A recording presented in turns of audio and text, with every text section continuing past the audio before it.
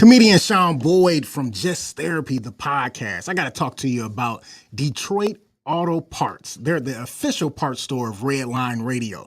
They have two convenient locations, one on the east side. You can call 216-531-7373, or the west side, 216-398-7373. Don't forget to mention Redline Radio and you receive 10% off your purchase. Make sure you hit up Detroit Auto Parts. Check them out. What's poppin', y'all? It's your girl Shy from She Vibes, and Growing Wings Adult Services is the official sponsor of the State of the Art Studio 2. Growing Wings Adult Services have 5 years of experience of taking care of adults with disabilities. For more information, call Lisa at 234-334-7547. And don't forget to tune in to She Vibes on Wednesdays, 7 p.m. EST. What's going on, everybody? It is Timbuktu from TimbukTuesday. And you know, I really hate doing home improvement, but I love the way it looks. So what I do is I call Wiggins Construction and Home Improvement. They fix bathrooms, windows, kitchens, sliding doors, and much more. Give Will a call today at 440-731-7654 and tell him Redline sent you. He'll get your house looking right in no time. Yo, Dave, I really appreciate you letting me do my thing over here at Redline Radio LLC.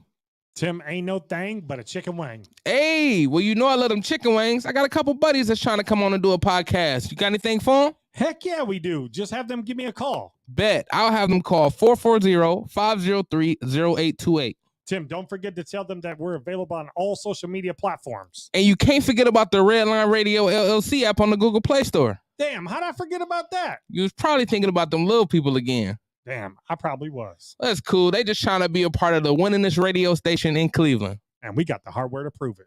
This is really gross, but dirty trash cans can pose a serious health risk to you and your family. The pungent smell can attract rats and flies, not to mention maggots, both of which can contain dangerous diseases transferable to humans. Your dirty trash can is susceptible to harboring dangerous bacteria. Contact Brandon at Fitz Trash Bin Cleaning today at 440-752-1533 or find them on Facebook. Veteran owned and operated and eco-friendly. Again, call Brandon at 440-752-1533.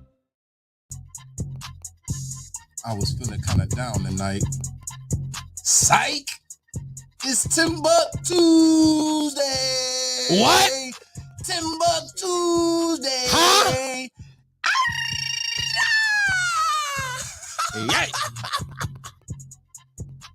Yeah.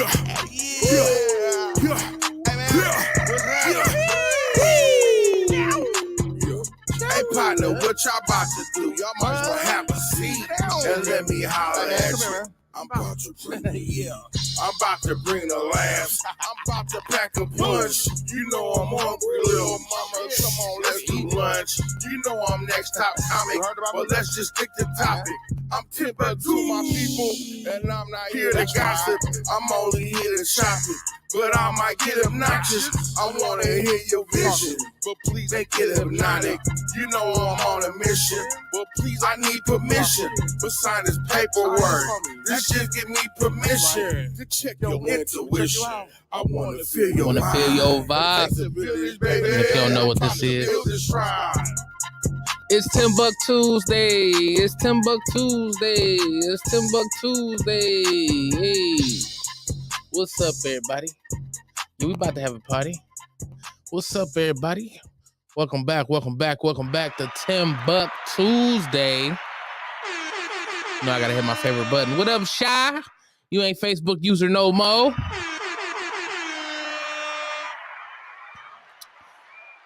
If y'all ain't know, Shy is one part of, or one half of the She Vibes. Unfortunately, She Vibes is gone now. We miss y'all. I really miss y'all, She Vibes. Even though y'all probably coming back. I hope so, because I want y'all there. And I'm gonna produce. I mean, I don't know what day we gonna work it out, but I want y'all to come back. I'm back.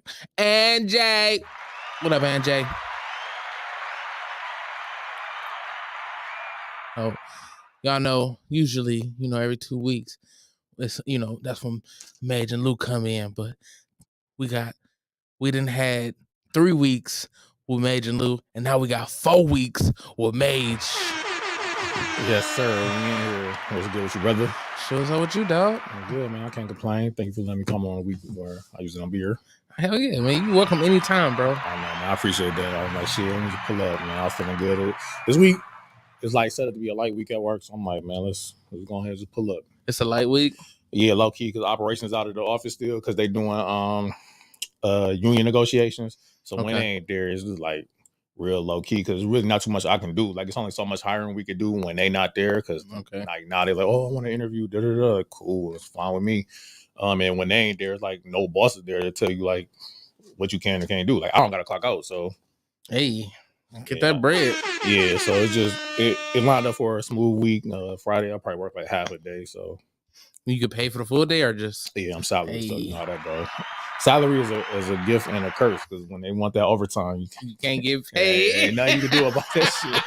They just expect you to be there. You are technically always on the clock, but then I just try to make it up by like leaving early. Okay. So I mean, it is what it is. But yeah, I'm feeling good, man. That's what's up, man. That's what's up. Yes, sir. Well, we got to get into these ads before we get into the show. Yes, sir. Who we talking about first, man? Who you going with? I'm going with Tattoo Therapy Inc., man. I need to get there, man. I finally got my idea of what I want for my leg piece back and side too, but I'm gonna let you get into that. Well, if you got something in mind, you could definitely go to Riley Chase and the team, because they are considered some of the most elite tattoo artists in Northeast Ohio. They will customize every tattoo to fit each client, so they'll make sure they get your leg piece right. They even take the time to do a free consult to make sure everything works out the way you want it to. What a Rosabelle.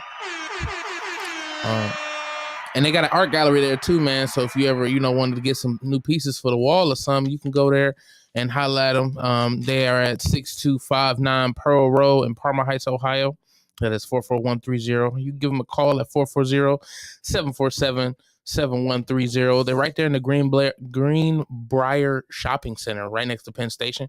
I think they're not next to Penn Station no more. I think they a couple doors down, but it's still by Penn Station. There's an exchange over there and everything, so it's kind of perfect. Exchange like on Coventry? Yeah. Shout out to them, man. They ain't even sponsoring us, but we shouting them out anyway. For sure. I fuck with the exchange. I used to work there. Oh, for real? You don't want to. You worked everywhere. I swear, you and Steve worked everywhere. Hey, man, me and my nigga Steve, we used to call this nigga Game Papa Shack. No, for real. I swear to God, this one time, did you finish that? I don't mean to step on that. No, the ads the. Bro, I swear to God, one day I ordered this pizza, and this nigga was up there. Then I went to Zanzibar at Shaker Square, and this nigga was my server. I'm like, God, this nigga is everywhere. Then they're like, yeah, Steve was up at GameStop. I'm like, oh, he was getting some games. They're like, no, he was working. Like, this nigga work everywhere. And then he was working downtown at Punch Bowl Social. But one place I don't know if he's worked is Fish Trash Bin Cleaning LLC. They are the official hotline sponsor of Studio 2, trash bin cleaning and pressure washing. Fish Trash Bin Cleaning is locally owned, eco-friendly trash bin cleaning service in Northwest Ohio, serving North Ridgeville and surrounding areas.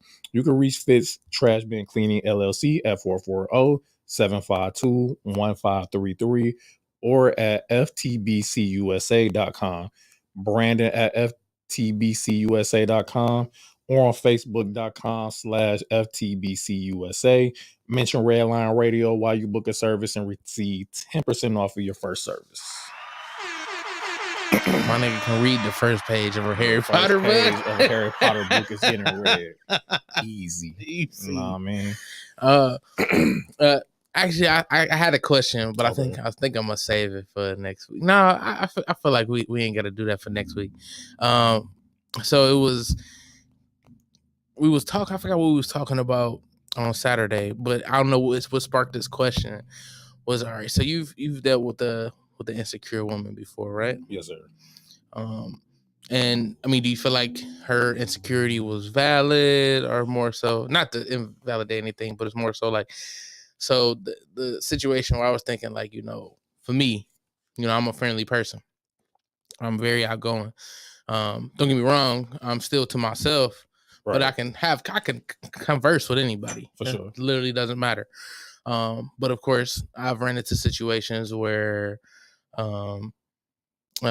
she said insecurity or intuition. I'm gonna say insecurity because it was more so, like she would have a problem with me talking to almost any female. It didn't matter. I could be talking to my mama and it was a problem. Like, but you know, and I try to reassure as much as I can, or as much as I could, I should say. But it was always a problem. And it was like, listen, I'm not gonna change being nice to people just because you feel like that's giving them a way in per se. Right. Just because I'm being nice. So how long would you deal with that type of insecurity before you like, look, I can't do this? So I think it's weird. We got to a space now where I feel like it's been, I don't even know if it's really publicized or maybe that's just all I see, but it's like men can't be friends with women. And so it's like, oh, well, if you're her friend, like you trying to get something from her, or you want something from her, what up? Or you see her in some kind of way when it's really not the case. Like I remember feeling that way at a point, but like I was young and I really ain't know no better. And then like I actually had women friends who like really, really just my friends. And like that's all I wanted, is like to be their friend. Like I think they're attractive. I think they're gorgeous, intelligent women, but like I don't look at them that way. But you might be dealing with somebody and they see, you surrounded with your friends who are just, again, genuinely your friends. And like, oh, well, there's no way that a man could be friends with a woman and blah, blah, blah. You want something from her or she wants something from you. And like, that's not the case. So it's like, oh, well, I don't want you being around her. Like, that was my friend. Like, she was my people before I met you. She probably gonna be my people. Like, if me and you stop talking, she probably still gonna be my people because like we're just genuinely friends. So I think like, as far as that, I mean, I've dealt with that a lot. Like, oh, I don't want you around this girl. Like, bro, like that's my friend. She's always gonna be my friend. If you don't want to be around the school, I respect it, but that's not what I'm doing over here.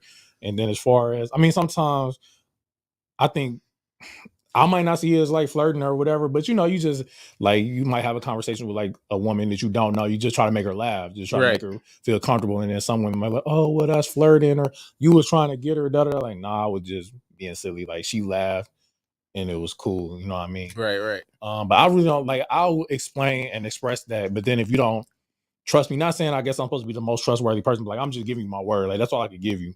And I'm also like, I don't know if it's necessarily going to stop. So like, if you're not with it, like I understand, but what can I do? Yeah. I'm not trying to convince you to be a part of some shit you don't want to be. Right. Shot said, yeah, that was definitely insecurity and possessive. I've made a male best friend and we have always just been friends. And she said, talk, Mage. I think I'm not even Facebook user no more. Right. Love to see it. She said, I can't, Kev, shout out to Kev Easley. He said, I can't have female friends. And it's probably for a good reason. I'm smashing them all. That's what he said. If you got it like that, man, I ain't mad. I ain't got it like that though. So, I mean, don't get me wrong. I feel like, any relationship could definitely go that way as far as males and females. But I mean, I feel like it always takes two. Like, even if she is lightweight feeling, that way, it takes me to say, all right, well, shit, let's see what this about to be about. Right. Like it, and vice versa. Exactly. Even if I'm on that trash, she has to be on it too. Right. So, and I think sometimes though, and I could be wrong, I'm not trying to speak for the women, but I feel like if they think like, oh, if they bought that for you, then like everybody bought that for you. Yeah. Like, it really don't work. It don't work like that. I wish it did. I wish it did, but it just don't. Right. Rosabelle said, I have female and male friends, completely just friendships. Yeah. I mean, I feel like, and that's how it is. Like for me, like, don't get me wrong. I would want whoever my significant other to be my friend first for sure. Right. And that's just because I want to be able to like kick it with you. Like I don't want a woman just because she's beautiful and she got good pussy. Like I want a woman to be able to, I can have a conversation with, and then she got good pussy and beautiful. Right. Right. Yeah. And it's for me, like, once I'm committed, like that's it. Like I almost got tunnel vision. Like don't get me wrong, I see somebody and be like, oh, she beautiful, but that don't mean I'm about to act on it. Right. And that's just like with me being single. Every beautiful woman I come across, I'm not about to shoot every shot. Yeah. No, I feel you for sure. Because you don't know what you're getting into. You know what I mean?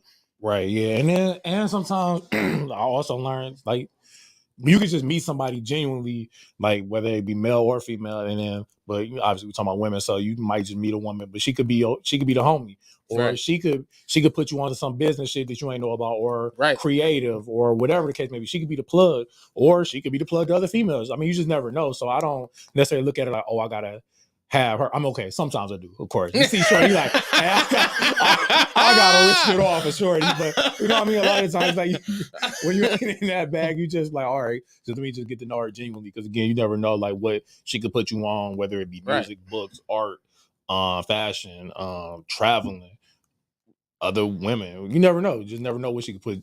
Anybody could put you on too. So Right. Just try to be genuine. Absolutely. Shot said, what defines good pussy? I don't know, man. I guess it's one of them, like, I feel like niggas just know, man. I can't tell you how to play Madden right now. Right. If you put the controller in my hand, though, if you put the controller in my hand, I can make some shit happen. I just feel like, you know. Yeah, for sure. For me, I mean, I guess I want the piranha to bite back. That's all I'm saying.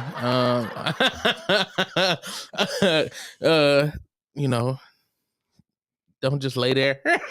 Oh, please, just don't just lay there. Be into it. I mean, Shot, come on now. You know what it is. That shit just be weird when they just lay there, though. It's like, all right, man. She said, I'm saying she put in the cat emoji, which is hilarious. She said, all cat, ain't all cat wet and grip. That's facts. That's 100% facts. Is it facts? Not all of it. All of it? All of them do not grip. All of them? All of them wet? All of them ain't wet. But they'll say that's our fault. Because we didn't get them there. Possibly. I mean, that's true. I mean, because sometimes, like, sometimes I know I'll go in with an agenda. All right, it's like, all right. Either I'm about to give her. Sometimes, like, all right, look, I got 10, 15 minutes and I'm out. Or then sometimes, it's a, you know what I mean? It's a little longer expedition. For sure. You know what I mean? Like sometimes you gotta wine and dine, or not necessarily wine and dine, but foreplay, stimulation, all that. And sometimes you're like, all right, we can get this nut and get up out of here. For sure. And I feel like usually when it's like that, it's like almost like an agreement. Like we know that this is a get in, get out type thing. True. So you kind of got to be ready. Sometimes I just agree with myself though. Like, all right, I agree. You about to get 15 minutes. Right. You about to get 3 positions, 5 minutes each. And we. Shot said you can't just jump in without prep. I mean, so. All right, Shot. Hey, sometimes. All right, Shot. So what if this is you pursuing it? Like you messaging me like, hey, I need you here at this time, because I want it like that. So at that point, the assumption is you already prepped. I mean, kind of, sort of, or like it's just the oven should be on at least. Right. Yeah. You should be preheated a little bit. Don't get me wrong. I mean, the 15 minutes I could at least hit the spots that's going to get you activated. But at the same time, if you already supposed to be ready, what am I supposed to do? Like, I'm supposed to come ready. I mean, I'm not asking you to get me ready, because sometimes it needs to be like that too. Sometimes, we need the turn on per se. Don't get me wrong, it works, but sometimes the nigga ain't necessarily there. And then, if you do something enough to get me there, hey, I mean, my shit worked though. If you tell me, hey, we fucking, that bitch is like, hey. Yeah, I feel like as I've gotten older, it's more like a mental thing. Like I feel like physically, like you always be ready. Yeah. But like sometimes, like, bro, I just don't feel like doing this right now. Right. So Shah said, in the case, I'm gonna be ready. I mean, in that case, I'm gonna be ready, but I still want the whole experience and or at least a quick play at it. Rosabelle said, yeah, you should be ready if I'm calling you over. I mean, if you calling me over, that's what she said. She said, and Sha said, touch, taste, hear is foreplay. Facts. But I will also say this though, like if I'm getting to like, if I'm at the point where I'm like, all right, 15 and I'm out, it's usually I done been in, I done put enough like work in, like I built the foundation where I deserve a 15 minutes, you know what I mean? Like I ain't just leave with that shit. Yeah. Like, you know what I mean? Like it's working. This is, you know what I mean? I done built the foundation like to earn like, all right, he get a night off. He did just enough. Yeah. Yeah, I feel like it should be that too. Rosabelle said, I mean, I'm gonna please, but I ain't got set aside all the extra time to get you ready and get it in. That's a fact. Tracy said, I mean, it's prep. I think she was trying to fix the taste. Touch, taste, hear is prep. Kev said, never heard of that. All I need is a shoulder and I'm ready. Hey, who that's my hey, dog. Kev be hanging with Charlie? Yeah, right. That's what Kev be ready. I feel you, bro. Tracy said, build up the excitement. Don't just jump in my shit. I have an attitude. I'm gonna have an attitude. But I mean, all right. So how could a person get you ready by maybe just talking to you like on the way there? Like what I mean, like, you know, messages, or I mean, is there something like, how could they get you ready knowing that, you know, hey, I'm on the way to work, but I'm gonna leave extra early just so I can come over there, you know, get it in, be able to wash up real quick, you know, all that shit. Like how talk a man through that. Kev said, for real, Tracy, I can prove it.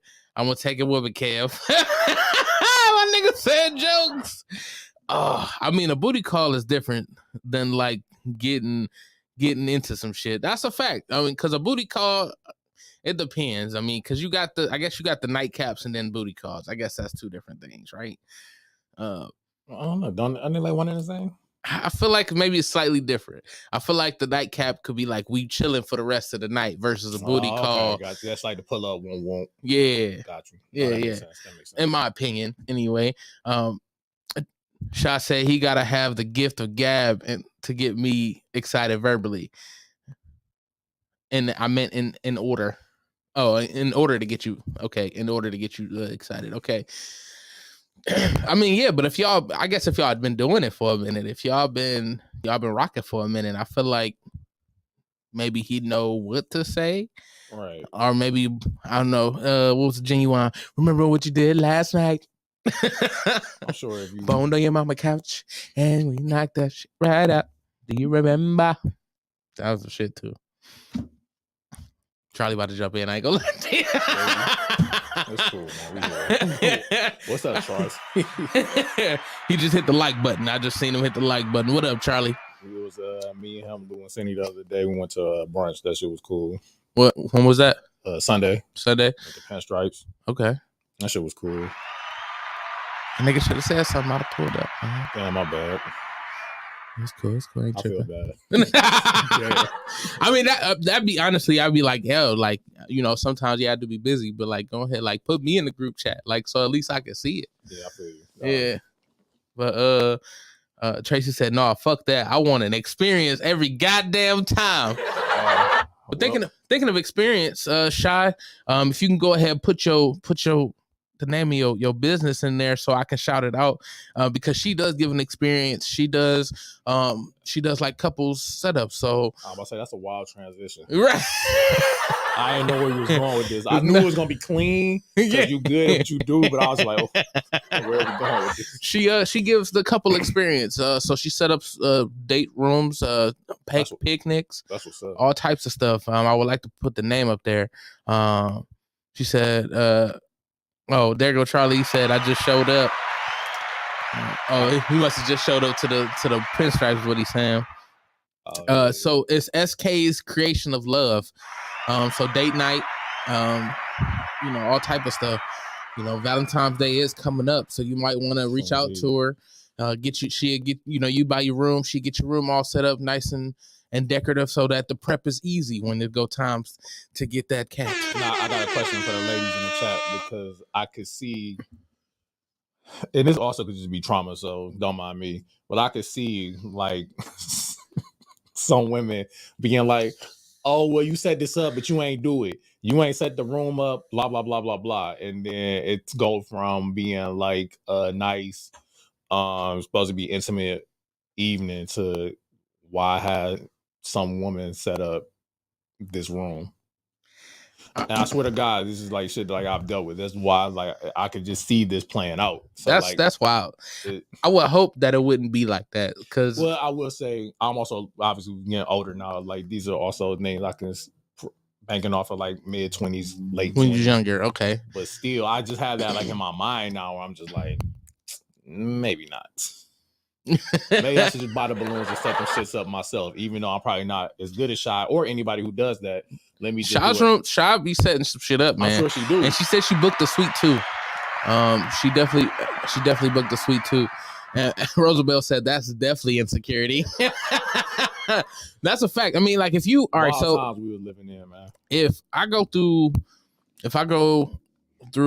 with booking something, all right, so say I book something through the hotel, right? And this is something motorcycle. This is something that actually sounds like a car. Anyway, say I go through the hotel and the hotel actually offers this service. How would that be a problem? Or how is that not the same as paying for another service for them to set it up? I mean, I feel like that would be wild if somebody had an issue with that. Like, I just went out of my way to make sure that I gave you a romantic night, knowing that I might not be the most decorative person. I'm not the most creative when I could say, hey, let me outsource this. Let me find somebody that I know is good at this that will be able to deck this room out so that it'll be clear I'm trying to get the draws. Like, so, I mean, I feel like that will be messed up if I gotta sit here and argue with you about, so why you let a woman set this up? What? Like you would kill the whole mood. Whole mood though. And I'm just like, nah, I'm ready to go. Nah, I paid Shaw all this money right to make this room look lit for me to go home. So if y'all need some room set up, go ahead, reach out to Tracy A. Franklin, as you see in the comments, for SK's Creation of Love. I believe she have SK Creation of Love page on Instagram as well as Facebook. She has like I said, you can see all her presentations.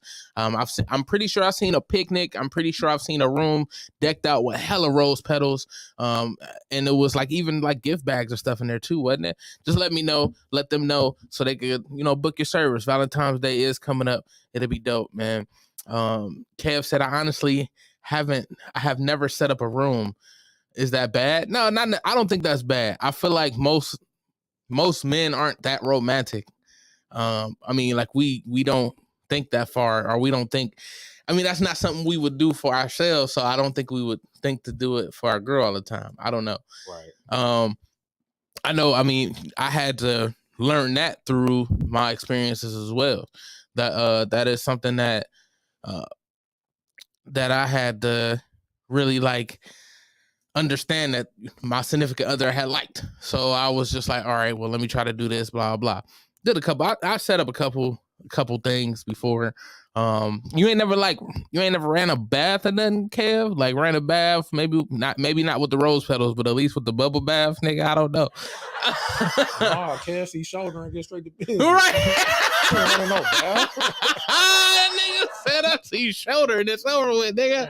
Yeah, no bath. She said, wow, the fuck is supposed to be the thought that counts. Right. That's what we thought.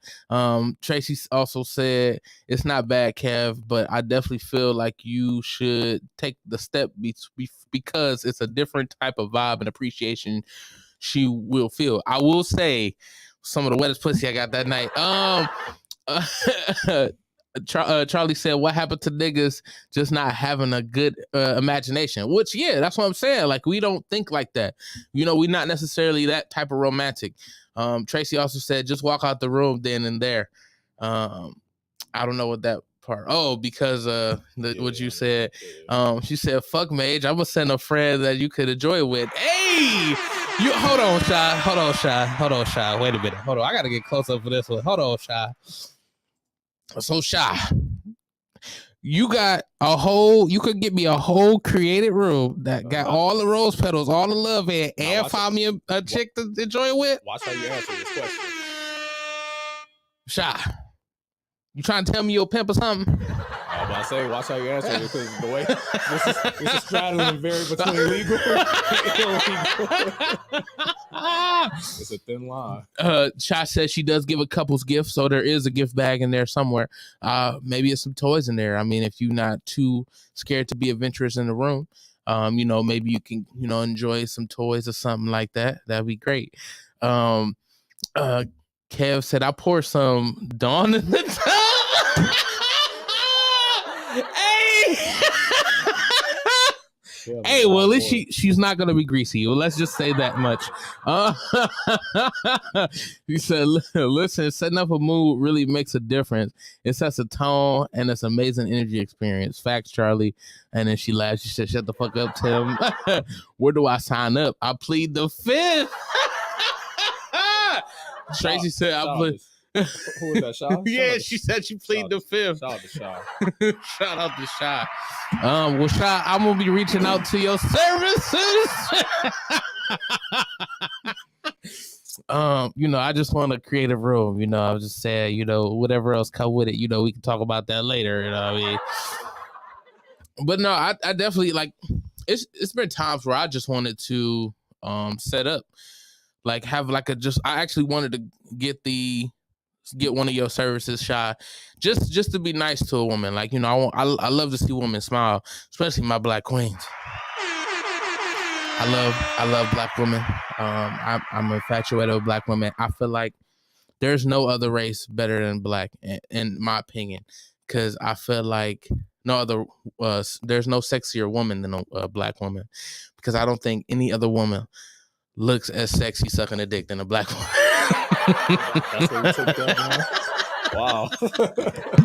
But it's facts though. Honestly, I love head. I can't help it. I love on both sides. I love giving it, I love receiving it. So I've watched a lot of porn in my time, and nobody looks sexier than a black woman in every porn that I've ever watched. I'm sorry, it's just my opinion. Nah, I feel you.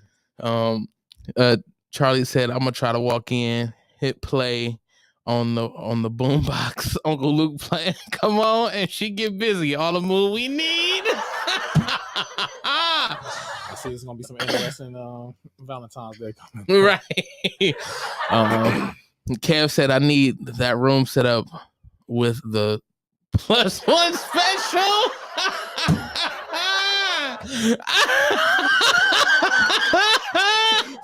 What is going on? Hey, but Kev said, I beg to differ. All right, so in your opinion, she said, I've abandoned my people. Okay, so in your opinion, what, white is better, or Chinese, or Philippine, Thai? I don't know what's your preference. Personally, that's just me. I love black. Don't get me wrong. I think there are some beautiful white women. I believe that there are some beautiful Indian women. I working at Cleveland Clinic, I see all type of races, and I feel like I've seen some that just be like, oh my gosh, she is gorgeous, and then there's just beautiful black women that walk past, and I just negate all that shit, nigga. I just love it. She said, what the fuck I come back into? I had a call come through. I was just talking about how I felt like, there's nobody more beautiful than black women. I love black women. Don't get me wrong, I feel like I'll be willing to try any other race as far as maybe dating, but I don't know how far I will see that going just off my mental state. I haven't really dated outside my race to say that, black is it for me, but I know black is it for me. Sorry. Just how I feel. Kev. Fair statement. Yeah. Kev said, absolutely not tied. Don't trust them. All but straight blacks. Sorry, queens. So I guess you would like mixed. I mean, that mixed 1% is still black, my nigga. That's the 1% rule. I don't know. No, I'm talking shit. She said, "Oh, I thought y'all was talking about different race sex." I mean, how do you feel about it? Have you had different races?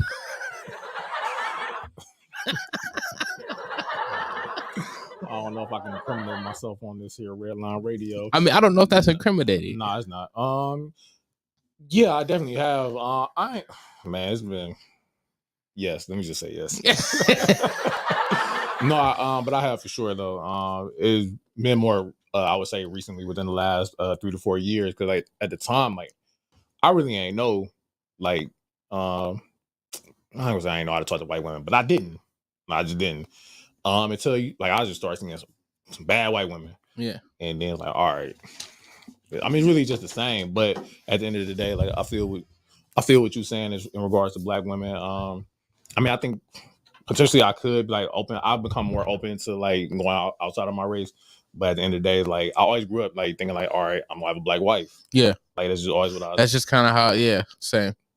So like, still a part of me is like, even though like I got a lot of cousins that have white spouses, and then I'm like, am I gonna do that though? Like not even like in a bad way or try to demean or like not saying that I couldn't find a potential spouse who was out of my race, but I'm like, just in my mind, like I always had a vision of me having a black wife. Yeah. So I don't know. Same here, man. I've always envisioned. But I will say during Black History Month and Juneteenth, I get it popping for the ancestors. Talk your shit. You feel me? Talk your shit. So that mean you only fuck black? I don't, huh? You only mess with black women on Black History Month and I feel Juneteenth. Like Juneteenth. If I knock down a white chick, then it's like the ancestors like, yeah, that's my boy. He you know what I mean? I feel like they get the extra love when I'm holding it down for Black History Month. For the culture, of course. For sure. My guest finally showed up. I can't wait to go into this. He's been here before, but he got some new projects coming up. He got some new projects out, not coming up. They're out. He probably got some coming up because this nigga dropped something last month and then sent me something yesterday like, hey, just drop it tomorrow, nigga. So I definitely want to get to the guest. Finish up. I guess we can finish a little bit of this topic here. Kev said, man, real talk, I need a little person. Niggas got to go taste the rainbow. Is Kev Charlie comment from a different account? Kev and Charlie might be the same person. They actually might be the same person because Kev fight too.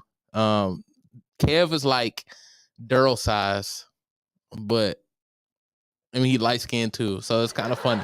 This is my nigga though. That's the homie. What's up, man? He actually, when I started working out, the first time he was working out with me. So was he? I remember one time I seen you at the gym. Was it like in Willoughby?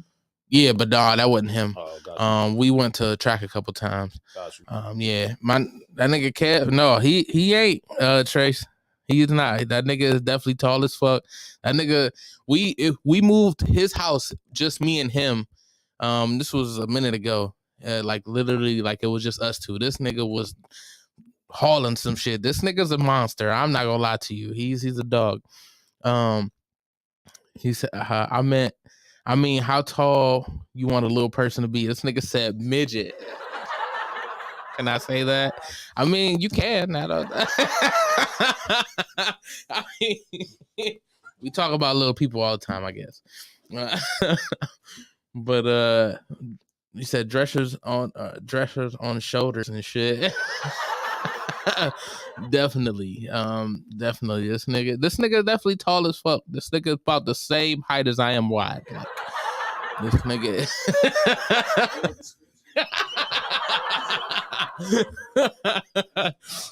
We about to take a quick break just so I can bring in the guests. So go ahead, listen to these tunes. Please don't leave, y'all. Stay with us, man. We got a nice show coming up, man. So just stay with us, all right, y'all? We'll be right back. Hey, kids, it's the Wild Man. Join me every Tuesday night from 6 to 10 on Redline Radio LLC, where I play the greatest hits of the 50s, 60s, and 70s. There's a whole lot of them, too. And on the first Tuesday of every month, we'll feature the greatest hits of the 1980s. We play the hits. We'll also play those songs that your favorite radio station has long since forgotten. We'll also feature decades, artists, or genres in our Star Spotlight. We'll play those songs throughout the evening. You can also enjoy a blast from the past with our Wildman Memory Grenades. And unlike other stations, I'm taking your requests and dedications. Yes, I am. We actually do that. Like my Facebook page, @Wildman On Air, to keep up on all the goings-on.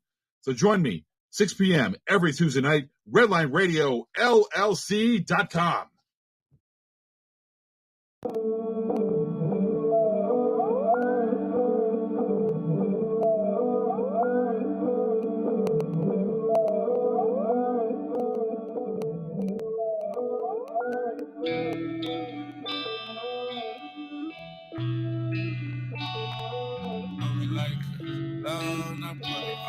That ain't it. That ain't it. It's not going to. Mirror, mirror in my car. Why these niggas so far? Objects and mirrors ain't closer than they are, but these niggas ain't on what I'm on. Damn, I ball. I ain't got no ball. I say I'm on, but I ain't on. They applaud, I get applause. I know I'm awesome. Yeah, I'm a playboy, baby, but sometimes you gotta pause them and dead them all. They ain't all playing possum. If they like games, I got a little, they can buy some. I don't give samples. The only way that you can try some is if I hit you with a little line and sell them, pull up on the clear. They stop and stare. I pull up on the clear. They stop and stare. I pull up on the clear. They stop and stare. I pull up on the clear. They stop and stare. Yeah, they on me like a loan. I put them on. They on me like a loan. I put them on. They on me like a loan. I put them on. They on me like a loan. I put them on. I flip my hair. They like, whoop, Ric Flair. I'm not whoop, Mike Jones. They want me before I'm on. They want to know what flow I'm on. Like a Mac, I'm on top with all the cheese. I might just bring a foreign home. Break her back. You want to get fly like me? You can't, cause you in that. Trying to get inside the club, but you can't, cause you in that. I got on off like it don't cost, and I don't camp, and that's on camp. That ain't no cap. The cash on camp, like at the Met. Made a little play, that ass was fat. What you on? I'm trying to slide. She asked me where you from. They I'm from the fire. I said, okay, that's cool. I like your vibe. We hop back in the whip. Oh, she took a ride to the other side. Oh, you look so thick, I bet you get that from your mama's side. Don't mind all the gangsters and the money, baby, come inside. You gon' have a seat for you, a sip, you drink the Rossi, right? If you don't got this, say too, just pick your pose and you can choose. Is you some type of player? No, I'm not, baby, I'm super fly. Then why you move so smooth like that? And don't you tell me what I like. Well, for me to do that, I have to really care about what you like. And I ain't about to tell you lies. I am not the type of guy to care. They stop and stare. I pull up on the clear. They stop and stare. I pull up on the clear. They stop and stare. I pull up on the clear. They stop and stare. Yeah, they on me like a loan. I put them on. They on me like a loan. I put them on. They on me like a loan. I put them on. They on me like a loan. I put them on. Pull up on the clear. They stop and stare. I pull up on the clear. They stop and stare. I pull up on the clear. They stop and stare. I pull up on the clear. They stop and stare. Yeah, they on me like a loan. I put them on. They on me like a loan. I put them on. They on me like a loan. I put them on. They on me like a loan. I put them on. Pull up on the clear. They stop and stare.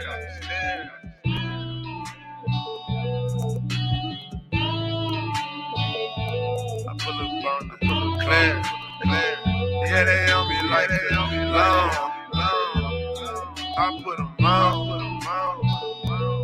I put them on. They on me like they on me long. I put them on. Yeah.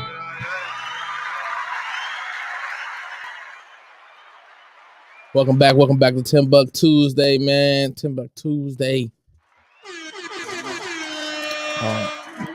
No, it ain't on yet. So we got my guest here, man. He's pulling up from fresh off of work. fresh off the trap. Me and Mage are glad to introduce the homie Honasty Blade. Oh, I wish I'd have had that sound effect. Right? I should have thought to send that to you. That'd have been hard. What's going on, brother? Man, living. That's what's up. That should sound like some, like I was trying to be deep, but nah. Living, because like, I mean, what else you doing it for? Like, I mean, you know, you got to work, you got to pay your bills, but then, you know, that's not why you trying to work. You was trying to work to get that out the way to live, right? For sure. Good shit, I man. feel good because I'm releasing shit. Hell yeah, releasing hella shit, man. He just released 2 albums this year already. I'm trying to get my papoose on. That nigga dropped something every month in 21, I think, or 22. You dropping something every month this year? I don't think I'm gonna do every month, but what I do plan is 3 full. Like, so I'm what would that be? 65% of the way of the goal, because I'm gonna drop Puo in March, so that'll be 1 each month the first quarter. Okay. And then I'm just gonna single it out until another project makes sense. So that might be monthly. You know. For sure. Happy Black History Month, by the way. Yeah. Black R story. Let's talk that too. Hey. Let's talk that too. Black R story. I like that. Yeah, because we already know what history says. Right. You know, fuck all that slave shit. We know that story. Right. For sure. Talking shit. I mean, come on. Like, the information is out. Information is everywhere, bro. Come on. Everywhere. For sure. And if you don't know where the information at, you can follow me on TikTok. Hey, nice. TikTok, TimbukTuesday _31. You could also follow me on Instagram, TimbukTuesday _31. And I'm dropping a video every day this month. Yeah. Yesterday I did Henrietta Lacks. You can't spell black without it. Ooh. So you know, are you familiar? You familiar? No. Henrietta. All right, so Henrietta Lacks, she has cervical cancer. And they did a biopsy on her cancer cells without her permission. And her cells were so incredible that they use it still to this day to try to fix to make vaccines and shit. Black woman. I mean, how I know? Because it's Black History Month, man. You can't spell black without it, nigga. That's crazy. She was a Russian woman. Right. Oh, shit. I didn't know. So her cells were the first immortalized human cells. And they like I said, they took her cells without her knowing it. They put her cells through so many different tests. They actually took her cells up to space into a place with no gravity. And her cells thrived even better in space. Oh, as an experiment, I want to see how it would be out. Yeah. And okay. I mean, I guess you figure you test everything, but I guess the scientists would already have that thought in mind. I'm thinking, why would they want to take it out the atmosphere? But okay. Yeah. It's wild. Tough. It's wild reading the story, man. It's her cells are the leading, were the main source of the HeLa cell line that, like I said, has been used. They used it for a polio vaccine. They used it for other cancer researches. Let's go. Yeah, so she was definitely an amazing woman, man. What's her name again? Henrietta Lacks.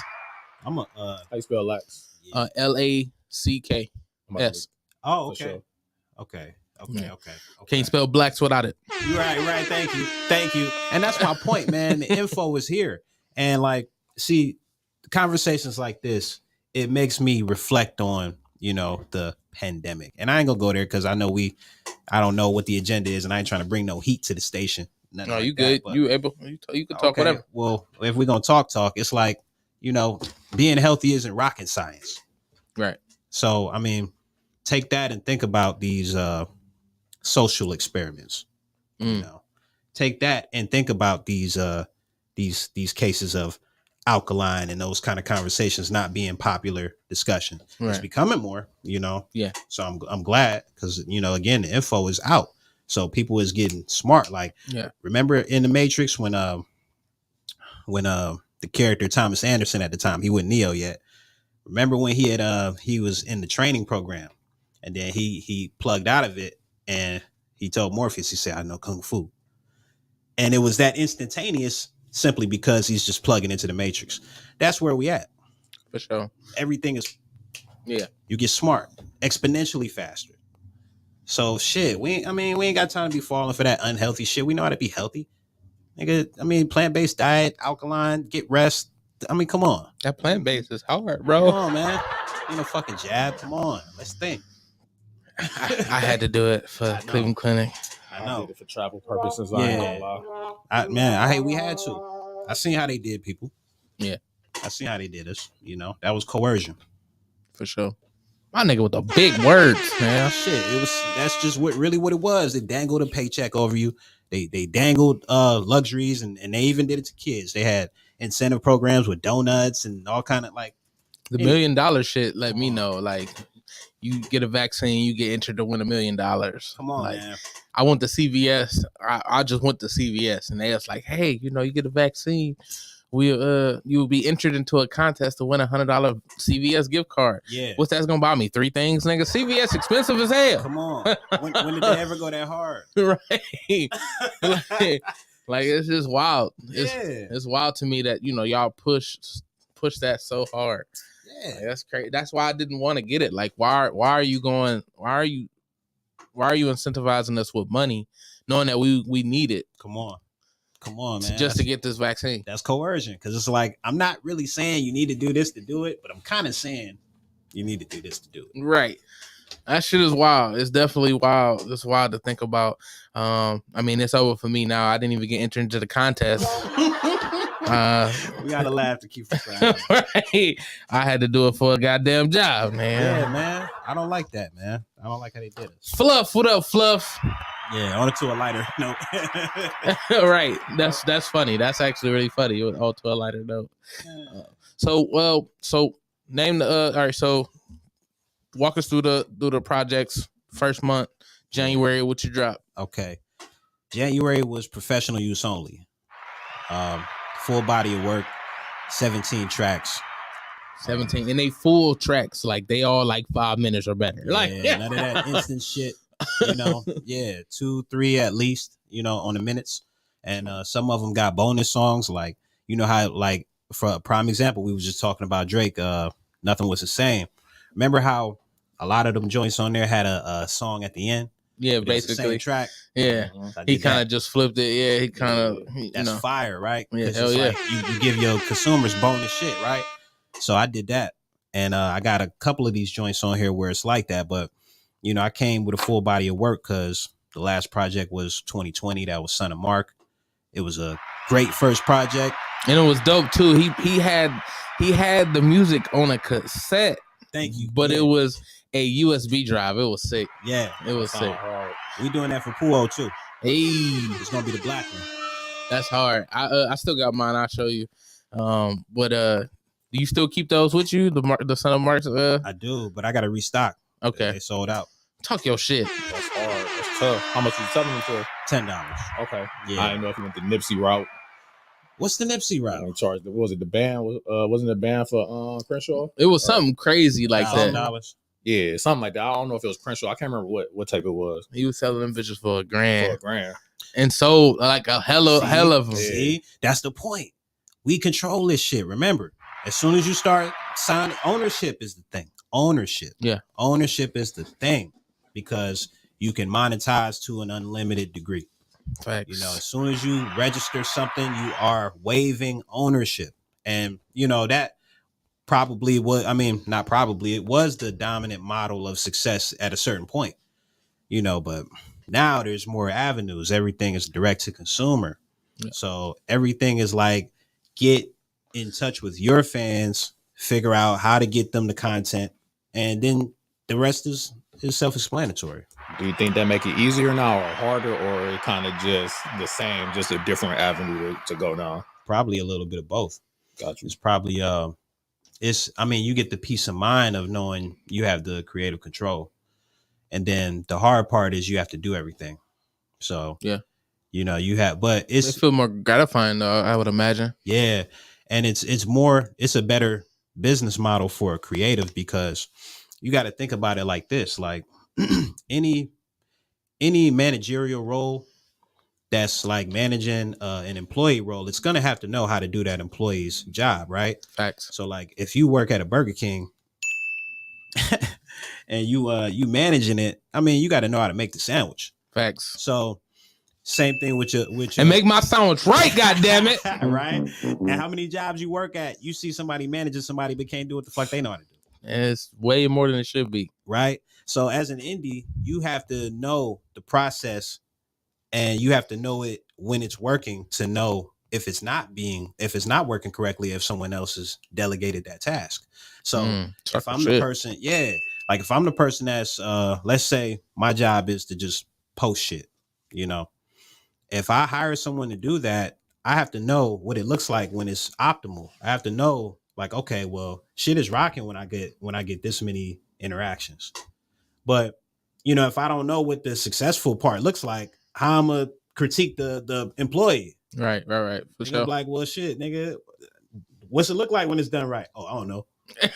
But I know this ain't it. The fuck? I know this ain't it. So, by the way, KF said, is it on Apple Music? Yeah, it's on all digital streaming platforms. And if you really want to support, go to Bandcamp. I get all of my money.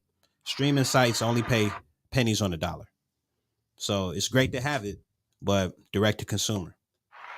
So if you want that, go to Honasty Blade Music, bandcamp.com. You'll get Son of Mark, that's $10. You'll get Professional Use Only, that's $15. And Yancey is free. It just dropped today. Happy Dilla Day!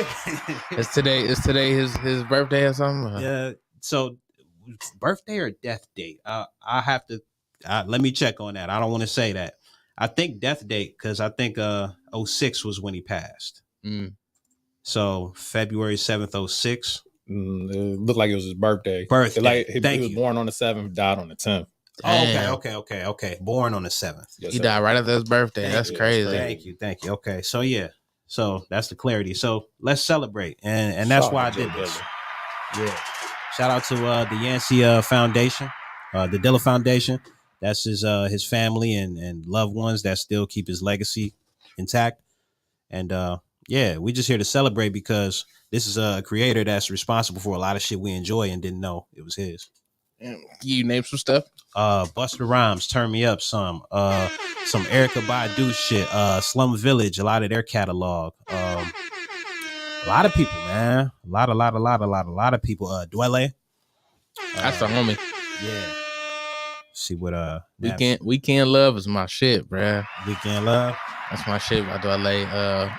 That whole album, I forgot what was that Some Kind of, I think it's called. He got Flapjacks on there. He got Old Lovers. See, I gotta get my Dwele knowledge ain't really strong. I fuck with Dwele. That nigga is hard, bro. Okay, yeah. So salute, man. I'm just here. I'm happy, man, because I'm releasing.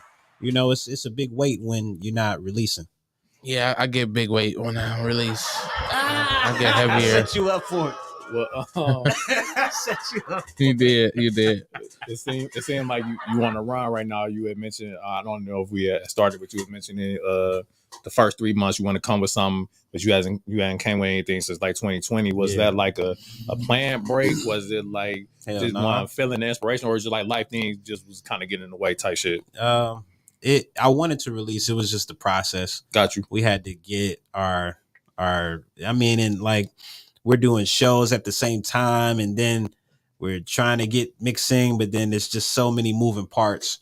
So it wasn't the plan to wait that long. It's just that's how long it took to really get to the point we are at. Got you. And then during like this time from like then to now, like are these? I know these like new because they unreleased, but like were these like stuff maybe you were working on back in like 2021 and didn't finish it, or is it like all right, you already just had it in the tuck? I had it in the tuck. Got you. Yeah, a lot of the Yancey, that's man, like Vibe With Me. I recorded that maybe 2013. Okay. Somewhere around that time. And you know, a lot of the other joints are recent, but they still been because the whole thing is just record a bunch of content. So, you know, then you could just line them up and bang, whenever you want. Got you. And we had always been recording, but we had yet to focus on, okay, we're gonna make a project and then mix and master it. It was just like record, do a show. You know, so we had to get our process down, you know. And that's actually how I met him. We was doing I think I met you first night was Hip Hop Friday. Hip Hop First Friday. Yep. We was at Now That's Class. Yep. This is before they switched to No Class. That's a smack in the face. Right. Well, just still a decent venue. I haven't been there. I haven't been there recently. It's cleaner. It's cleaner. I will say that. The grunginess of it was pretty dope, though. Yeah, it worked out, man. Right?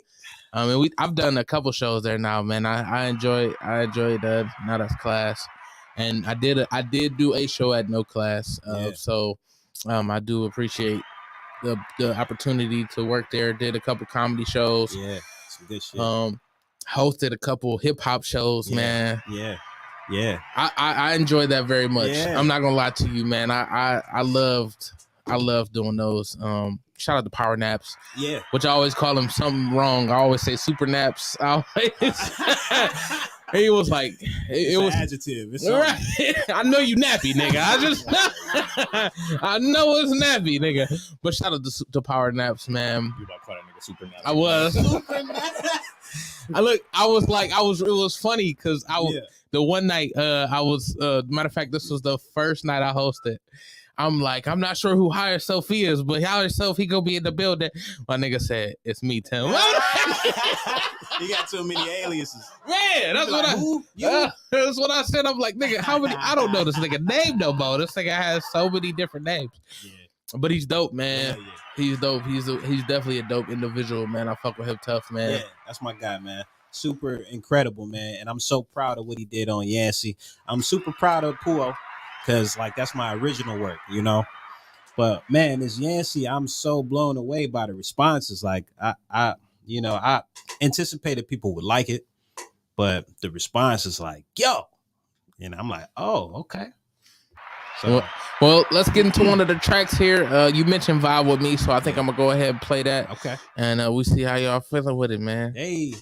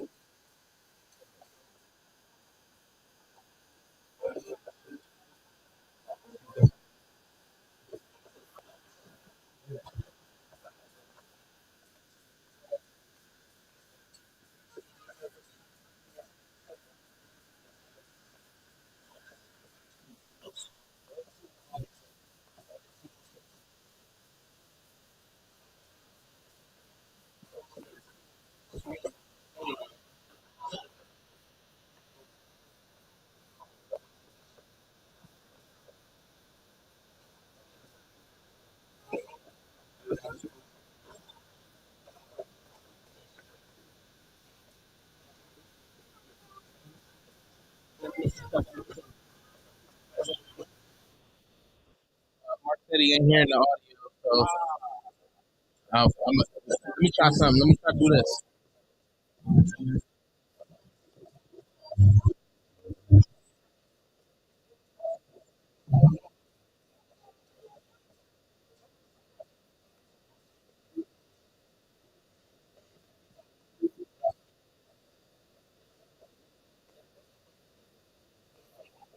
I guess we ain't gonna be able to play it. All it sound like Bandcamp don't want y'all to hear it.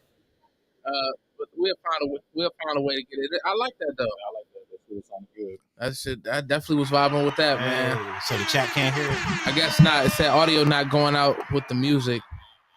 What up, Jess? Shout out to Jess.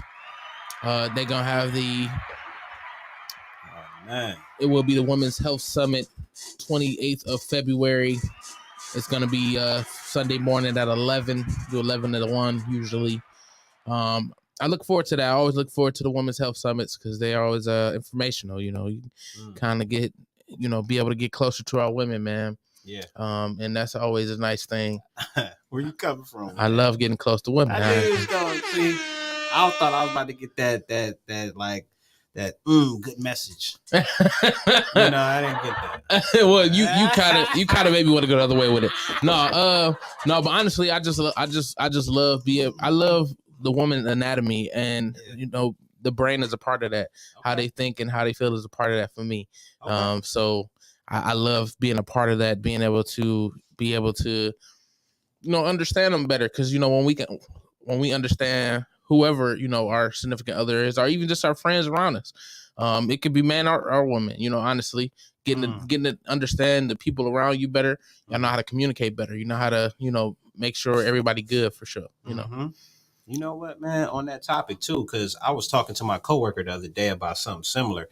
And I was saying to her, like, man, I think every man, especially, like men and women both, but men especially need a good platonic female friend that they not trying to hit. Yeah. We were talking about that earlier. We literally just talking about that. Really? Yeah, we literally talking about that earlier.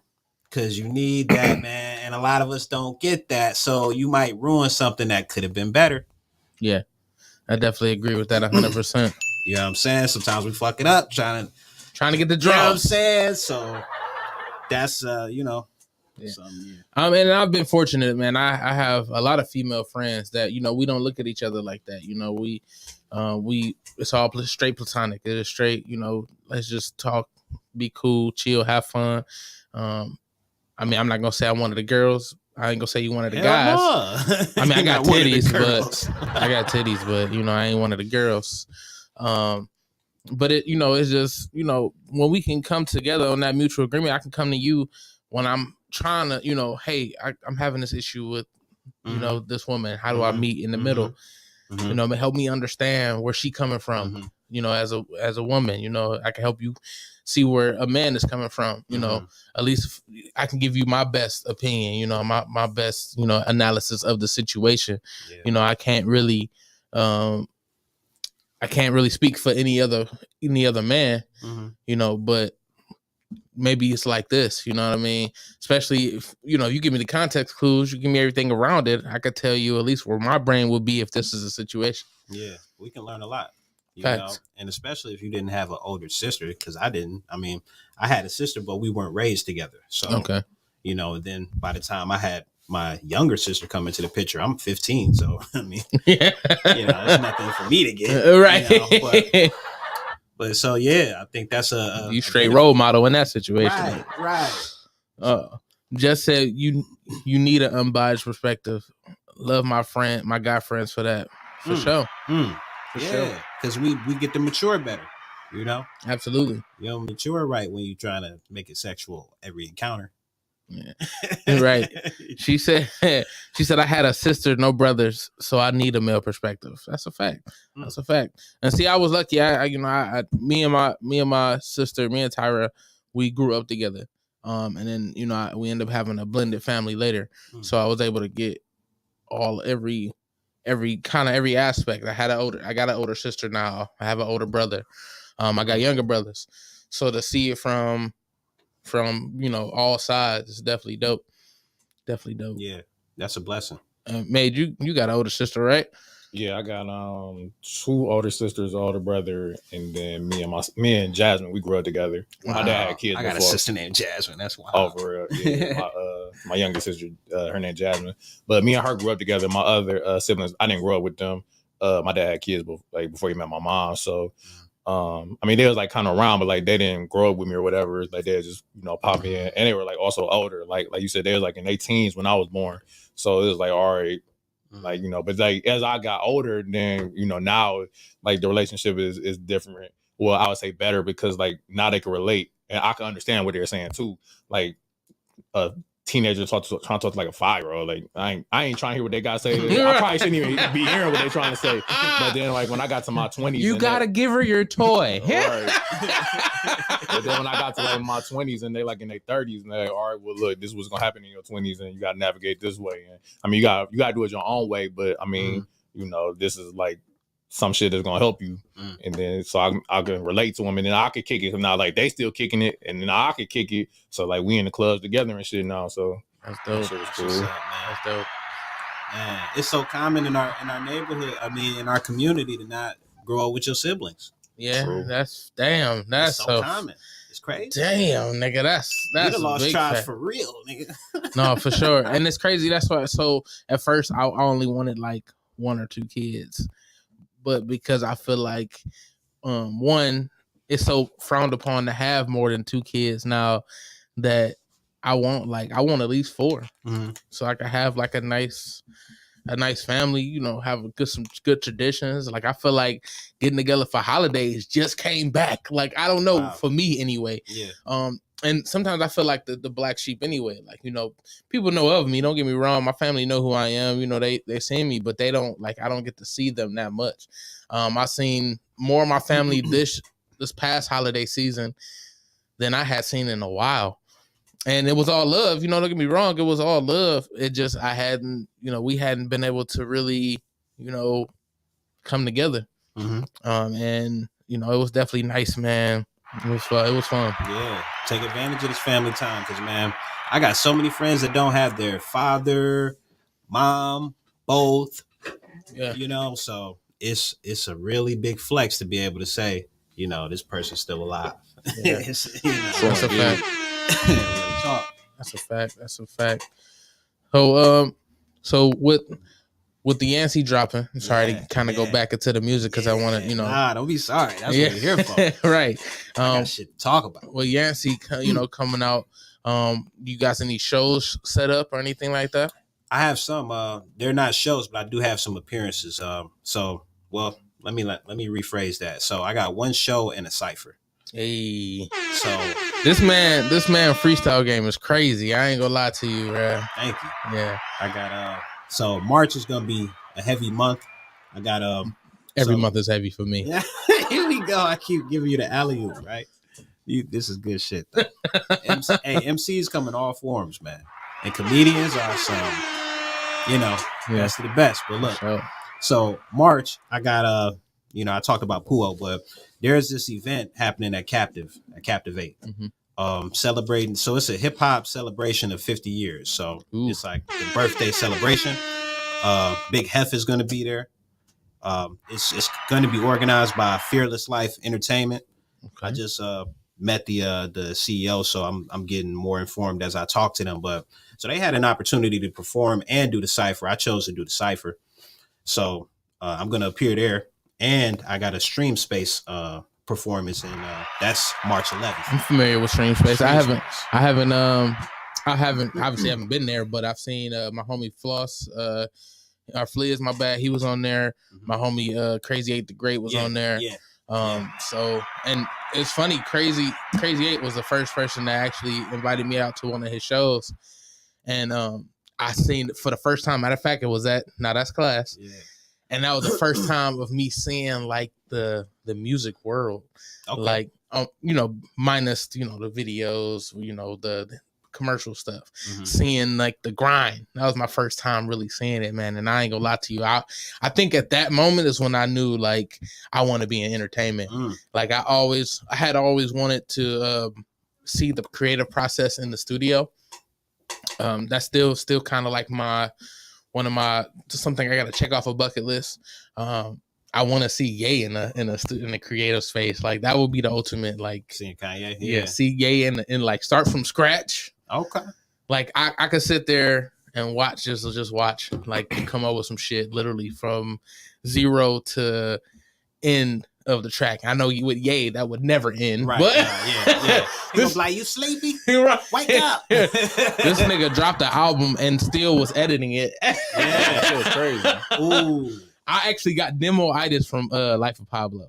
I was upset when he changed. He changed was All of the Lights. He changed Famous. He changed Famous. He changed a lot off of that album.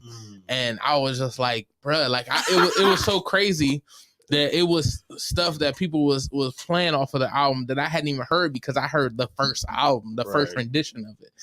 So it was like, damn, like I need to go back and listen to this. Like it was wild. It's never done. The art is never finished. It's never finished. I don't know if you remember, this was like in 2003 maybe when right before College Dropout came out, he had like I don't want to say a demo version, but it was a completely different album.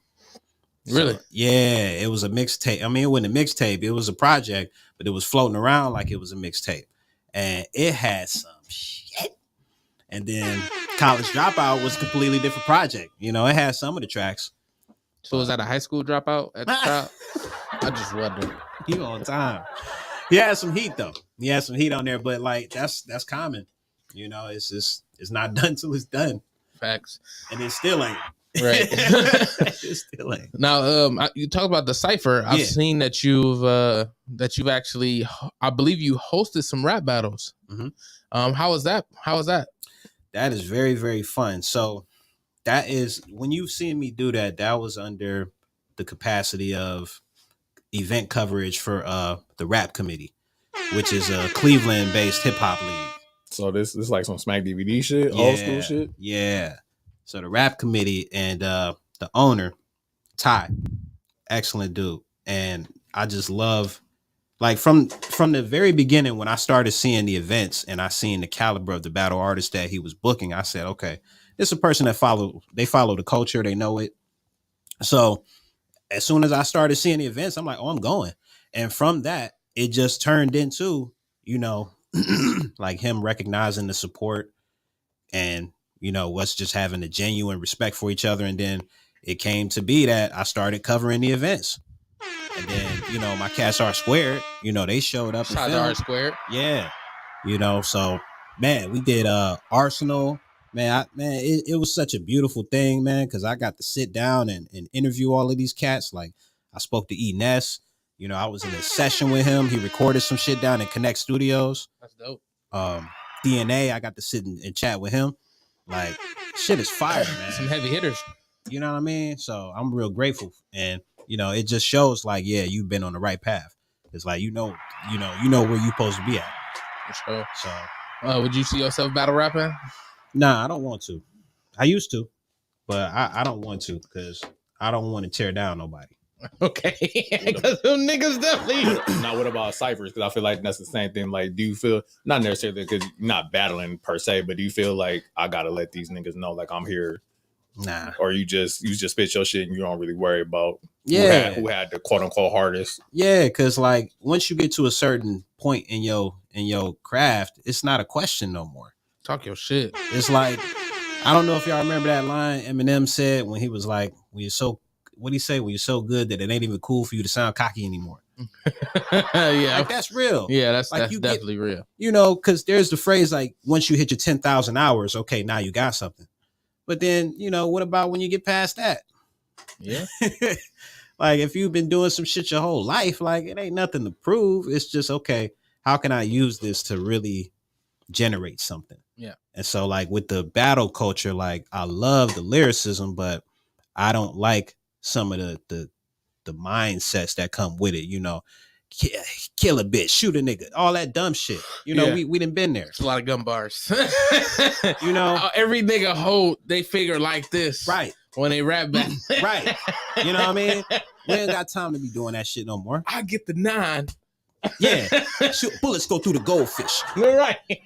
Bullets fuck up your aunt's favorite couch. Right. Like, who really want to live like that? My auntie couch is nice. Like, you know what I'm saying? Headshot, bow. You know, like, come on, man. So, like, I used to battle, so I really relate to the battle rappers. Okay. So I feel like with my journey, it became being more crafted at at song making. I learned how to be a songwriter. So the lyricism was easy. You know, it was the challenge for me was, okay, how do you get the hook right? How do you get the bridge right? What do you want to do at this part of the song? How do you make them feel that kind of movement? All of that is a science. And so now we're full circle again with the battle culture. And I feel like a lot of battle rappers could use that development because, you know, by large, battle rappers aren't known for making hot music. They're known for putting the bars together, but a lot of them still aren't themselves in that arena. And that takes development. Because I feel like, obviously, like you said, and not trying to piggyback, but basically piggybacking, like it's a art, I think, to like flowing and song making. So do you feel like right now, like you're in a space where you're like really just trying to cultivate song making? And I really like, real talk, like the more I watch them, I want to just get in the lyrical bag. Like I watch them to keep that nature there, you know, because like as a lyricist, you gotta have that like, fuck it, nigga, I'm just about to bar it. You still gotta keep that. But on the other side of the coin, the song making makes you more dynamic. You're going to reach more people with that art. So you think that's more important? It's relative to what that MC wants, you know, because you could do both. And you do got some, like, shit, let me name some names. Sue Surf makes great music. He's a battle rapper. Arsenal makes some good music. He's a battle rapper. He gonna find this shit. He gonna like, nigga gave me the wump. Okay. That was a mistake. Don't come for me. When you mentioned that, like I thought about Cassidy. Like Cat. I don't know if like I was a fan of Cassidy when he was like mixtapes, freestyles, right. But like he made good albums to me, but I'm a fan. But like I don't feel like they translated commercially like the older stuff. Yeah. Okay. Cause I feel like that's what made Cassidy a household name. But I feel like after that, like I'm not saying he couldn't make songs. I think it just wasn't. It was like hot. I think no, it wasn't hot. I liked it, but I think just like perception overall, where I feel like again, like Cass a freestyler, he a mixtape rapper, but then when he's trying to drop an album. Oh, okay. Shit, I feel like he was a complete artist for real. I feel like he was one of the rare cases that really translated that way. And then for real, DMX is one. You know, a lot of people forget that he used to battle. You know, all of our favorites did. You know, your Redmans, Biggie, you Jay. know, yeah, Jay. You know what I'm saying? All the Mace. You know, all these cats, like they did, and that's my point. Like that avenue is like first nature to an MC. That should be first nature to be like, okay, show up in the cypher, wreck the shit, rock the party. That's first nature. But then the artistry is a different conversation because there's more elements involved. It's like, okay, what about a harmony right there? What about a skit right there? What about just talking right there? Like, yeah, you know, Fab too. We can't not say Fab. Come on, Fab is an OG. Yeah, facts. Fab been consistent for 20 plus years, and it's like crazy, like how I feel like again, like I don't know if I feel like he don't get this respect he deserves because he's been consistent for 20 years, but it's like, you know what I mean? Like people sometimes overlook him still, or they'll act like he hasn't been dropping hits for 20 straight years nonstop. You think it's still people sleeping on him? I think so. But maybe it could just be the people like that I'm around. Be young. And not like necessarily my friend group, but like just other people. Like they might be young. Yeah, because everybody in our friend group pretty much fuck with that. I feel like if you're in your 30s, you know. Yeah, facts. If you 18, that's like saying you don't like Busta Rhymes. Like, yeah, you know, it's a certain, and that's why I feel so strong about this lyricism, because like battle rap is still that conduit that keeps it alive, and all the real lyricists that are in the industry, they relate. They be like, yeah, because I wanted to do that. Like Jay-Z said, truthfully, I wanted to rhyme like common sense. I did $5 million. I ain't been rhyming like common sense. Come on. So they be like, yeah, I feel you, nigga, do that shit. I feel you, nigga. You know, that's how they be feeling. Why they be on tour doing shows and killing it in their own regard. Like, you know, you can't take that respect away. Right. But like our battle MCs are our counterparts. Yeah. You know, they're like, yeah, nigga, you me if I did that. Facts. Do you think, because when you brought that up, when you said that, it brought up, like, made me think of something. Do you think like Jay, do you think he could have did a better job? And not saying that necessarily it was his responsibility, but to like shine a light, because he said truthfully I want to rhyme like common sense, but Common could really rap. Yeah. And like you think like those who get to that point should not, I guess, reach back or even shine a light. Not that it's their responsibility, but you think there's something they could do? I don't know. It's hard to say because I mean, there's probably shit he did that wouldn't like in the news. He probably might have. True. I don't know. Like you'll never know who they might be talking to. That makes sense. Or made a call for. So maybe Jay might have had some contribution. JG, what up? You know, he might have helped a Talib or a Common or or a boot camp, whoever. True. I just always think of like similar lines like that. Like, oh, I wanted to do conscious rap, and then I did. I made X amount of money. I never rap like that. Blah blah blah. But like, Lupe, one of my favorite rappers. Yeah, and I think Lupe always stayed the course. Like Lupe. I mean, like I feel like he just like his lane. Like he wasn't necessarily trying to be anybody or like reach a certain status. Like, all right, I'm gonna make this type of music, and then like my core fan base gonna follow it. But I feel like any point Lupe could have. I don't want to say switched his material, but he could have switched his material and then made songs that would do this or gain him some notoriety. But I felt like he just made the shit he wanted to make. Of course, he enjoyed Bodies of Work. Yeah, he got a track called Bodies of Work, like and one of my favorite tracks. That's my shit too. Yeah. Would y'all say Lupe's career is like a successful career? I would say.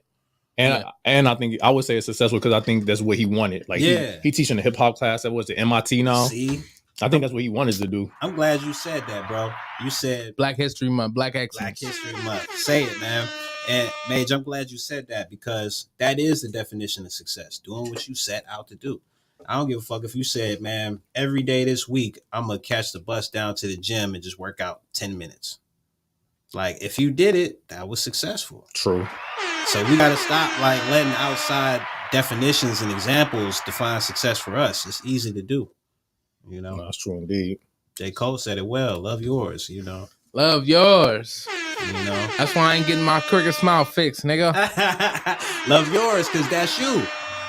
And there's power in that once you get to going in that bag. You know, TV will have you fucked up if you watch it too much. For sure. You'd be like, oh, I need to. No, you don't. Right. Talk your shit. Talk your shit. You. There's definitely some power in this bite, goddammit. I think about that all the time. Like how Cole used to rap about, oh, I want the watch, I want the chain. Then he got to the point where he can get the watch and the chain. Like, damn, I still got the same problem. I got the same problem. Now I just got the watch and the chain. And some new problems too. Yeah. Mr. Nice Watch. Mr. Nice Watch, definitely one of my favorite songs. Yeah. Was that Friday Night Lights? No, Sideline Story. Sideline Story. Cold World. Bro, I ain't gonna lie. I don't mean to get us on a tangent, but you know, Jay, my favorite rapper. Jay-Z? Yes, sir. Yeah. So when J. Cole signed with Rock Nation, obviously I had to see who he was and what he was talking about. So you know, everybody, y'all know the story about Friday Night Lights and all that. How you know Friday Night Lights was, I love that album. Friday Night Lights is crazy, but put us all on the map. Yes, sir. But so basically, when Cold World was delayed because Cole was waiting for the verse from Jay, and Jay kept saying, like, Jay was trying to teach him patience, basically, like, oh, I'm gonna send it. He ain't send it. So finally, Cole submitted the album without Jay, and then Jay put the verse on there, and it was Mr. Nice Watch. And when the first time I heard Mr. Nice Watch, I was mad because the verse is really simple, but it's complex. But like, it was so simple and it made me mad. I'm like, we waited for this? Like, my nigga Cole was waiting for this. But like, I mean, he killed that shit. I got a Hugh Blow called it Tebow, you know, strapped that bitch with a gator band. Like, he went crazy, like front backing off. You know, I took the doors on the front when I'm backing off. Y'all know what he said. But, yeah. But at first, like, I was just so like wrapped up into it. I'm like, he made us wait for this? Yeah. But then, like, when I kept listening to him, I'm like, oh, this nigga, it was like quadruple entendres in that shit. I just didn't really pay attention to it. I was like, like Mr. Nice Watch was the first song I went to. So for like artists I really like, I'll listen to their album straight through. Like, you know, like I don't go to the single, I just go to straight through. But on Sideline Story, I'm like, I gotta go Mr. Nice Watch. I gotta see what we was waiting for. Yeah. I'm like, we waiting for this. But no, that Mr. Nice Watch hard as hell. Well, Jay is definitely like, he's on my top 5 simply because he's the reason why I really listen to rap the way I listen to rap. The Black Album was the album for me. I'm about to ask you.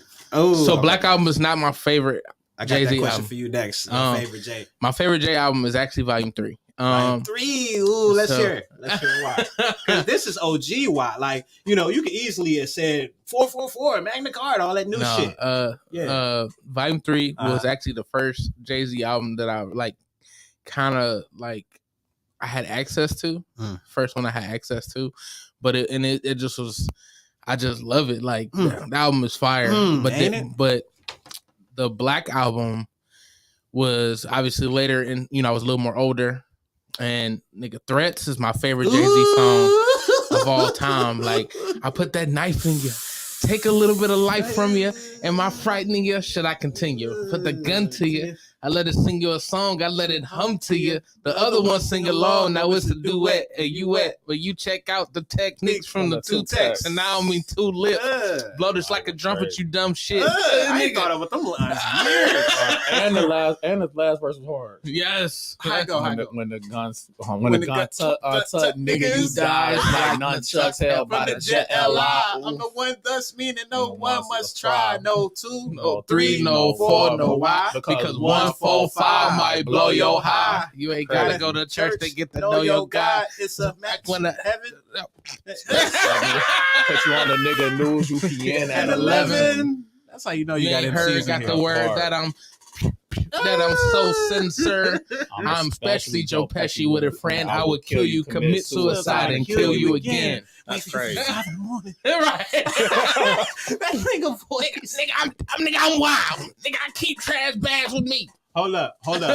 Threats or the shit on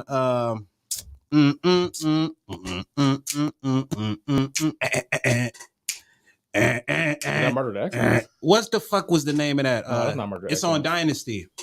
See, I never Squeeze first, ask questions last. That's how most of these so-called gangsters pass. That's why squeeze first, ask questions last. Because when I pull always pop, that's why I'm living today. So I will say, the Dynasty was the only album I didn't like really take to the lab. Okay. Dynasty was technically like the It was- rock. it was a compilation. compilation album, but it was- really was his album. But it was Yeah. like the compilation. But it was, it was weird. Because he made most of the music. Exactly. Yeah. He just had the rock on there. Yeah, but it definitely I didn't really dig into it like I should have. But yeah, what's your favorite J album? Hold on. Black Album is your shit? No, I'm still Black Album just made me appreciate rap. I'm gonna say Volume 3. Volume 3? Yeah. I fuck with that. They know we ride all day, all night. Right. Pop this. Shoot. Man, that whole fucking album. The Watcher. Man. The Watcher 1 or Watcher 2? The Watcher 2 is The crazy. Watcher 2 was fire. I love the Watcher 2. But the one on Volume 3. Yeah, Watcher 2 is on volume. It was on That's on, Blueprint 2. Yeah. How that third go? You remember it? No. You said what? It's 3 Watchers? Nah, I mean the third verse on the Watcher 1. Oh, that's what the fuck is his name? That's come with on. Dr. Dre on there. Yeah, but that Rakim on the last verse, ain't he? No, Is that not Rakim? Well, Or that's on Watcher 2. On Watcher 2. Oh, you talking about Watcher 1? I'm My talking bad, my about the bad. first one. I'm talking about Watcher Yeah, 1. that shit was crazy. I can't remember it, but okay, Volume 3. What's your fave? Because you was about to come. Man, So ghetto. This is tough because I can break it down into different. I think. What's the question? Favorite? Favorite, yeah. Favorite J album.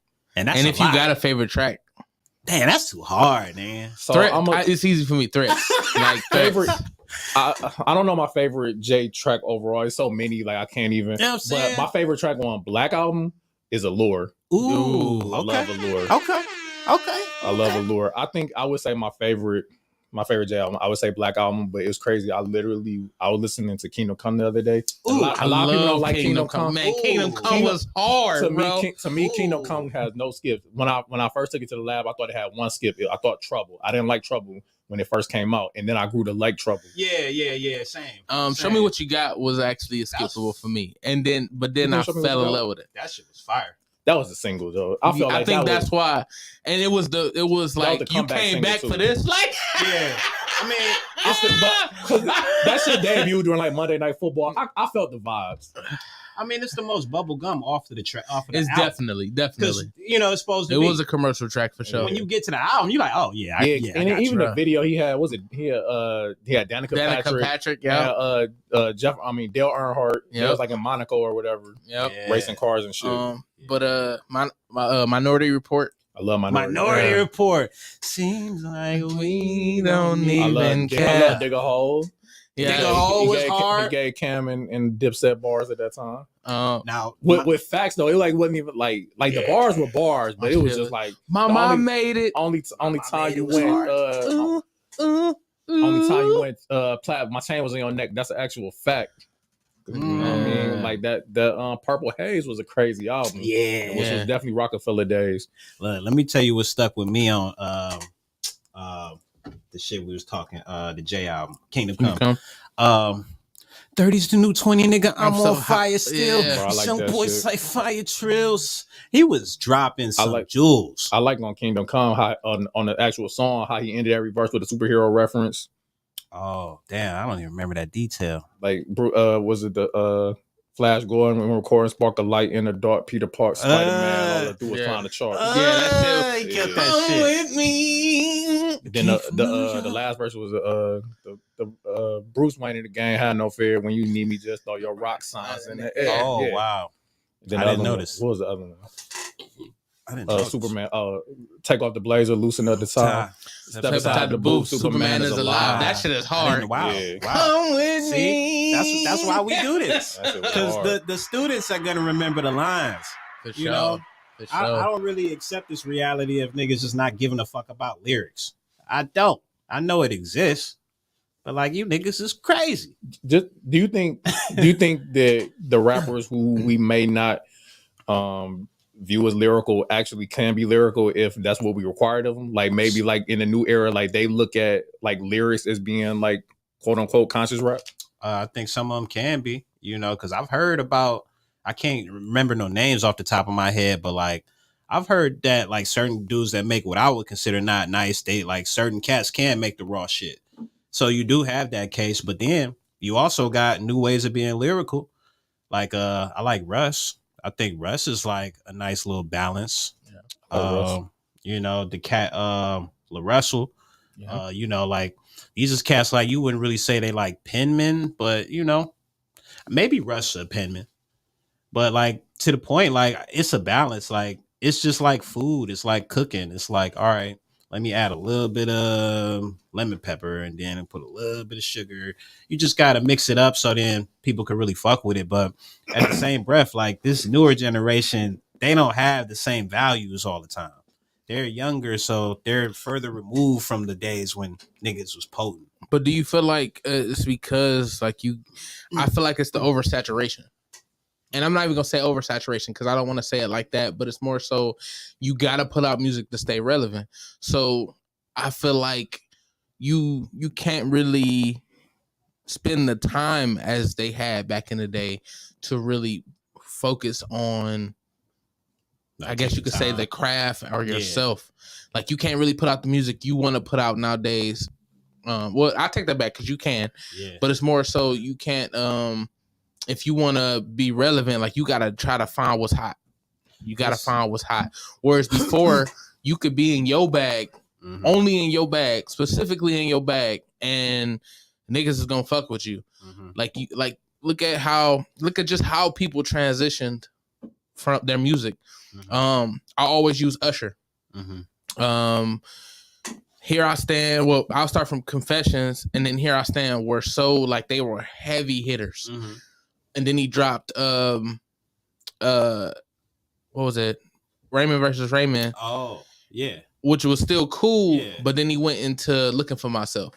And Looking for Myself was more of the oh my God from Raymond. Okay. Yeah. Raymond versus Raymond. Yeah. It was more of that dance music type. Trying to, you know, and it was crazy. I don't even think I even knew oh my God until we was at the bar room and this nigga Vinny going off to it.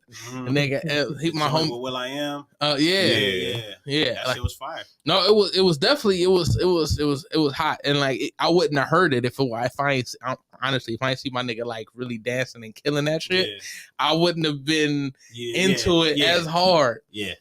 But my nigga was killing that shit. Shout out to Vinny, man. Yeah. It made you want to fuck with it. Yeah. And then I feel like because of the obviously the traction he got off of that, that's what made him do Looking for Myself. Same thing with Chris Brown. Chris Brown was, I could say, more R&B, and then he went into a lot of the, what was that, dubstep? Oh, he did? See, I didn't know because I don't follow his career like that. Yeah, I'm a big Chris Brown fan. I feel like Chris Brown is dope, and I wish these two niggas would do a versus. Him and who? Chris Brown and Usher. And Usher. He said. Some people Is that said. a fair fight? Didn't Breezy say can't nobody see him? I mean, Do Chris got the discography like that? yeah, he do. I mean, even if he didn't, that nigga discographies is motherfucker 3 tracks in one. I mean, 3 albums in one, nigga. Okay. What was that? The Full Moon album, that shit was like 45 tracks, bro. Okay. The last album, the last album, Indigo, that shit was like 30 something. Indigo. No, it was something else after Indigo. Well, But okay, yeah. He dropped the deluxe after that. It was something after that. Because it's like him, and it's like the back is he re-released it. Yeah.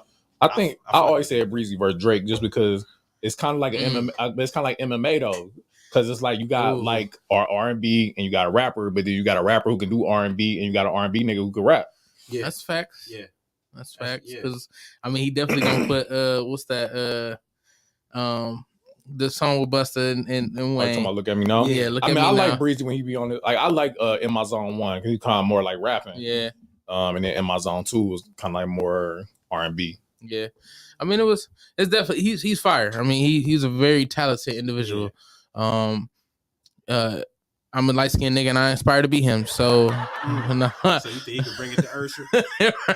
I think it'll be a great battle. There ain't gonna be no victory for him, though, is it? I don't know, man. I really honestly couldn't say because one, it comes down to how you with your track. Come down to your track list.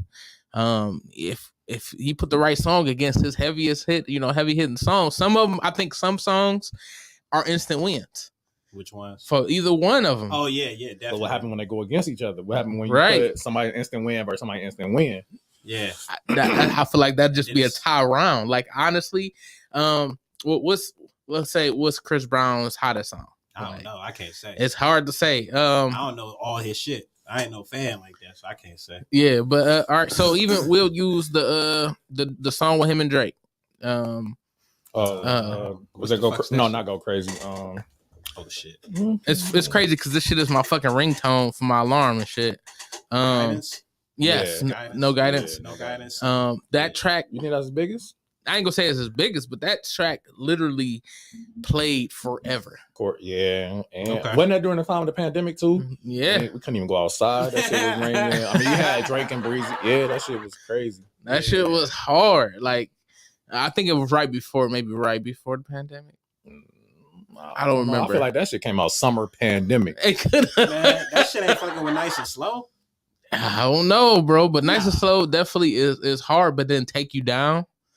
How that go? Take it all in this room. Oh, okay.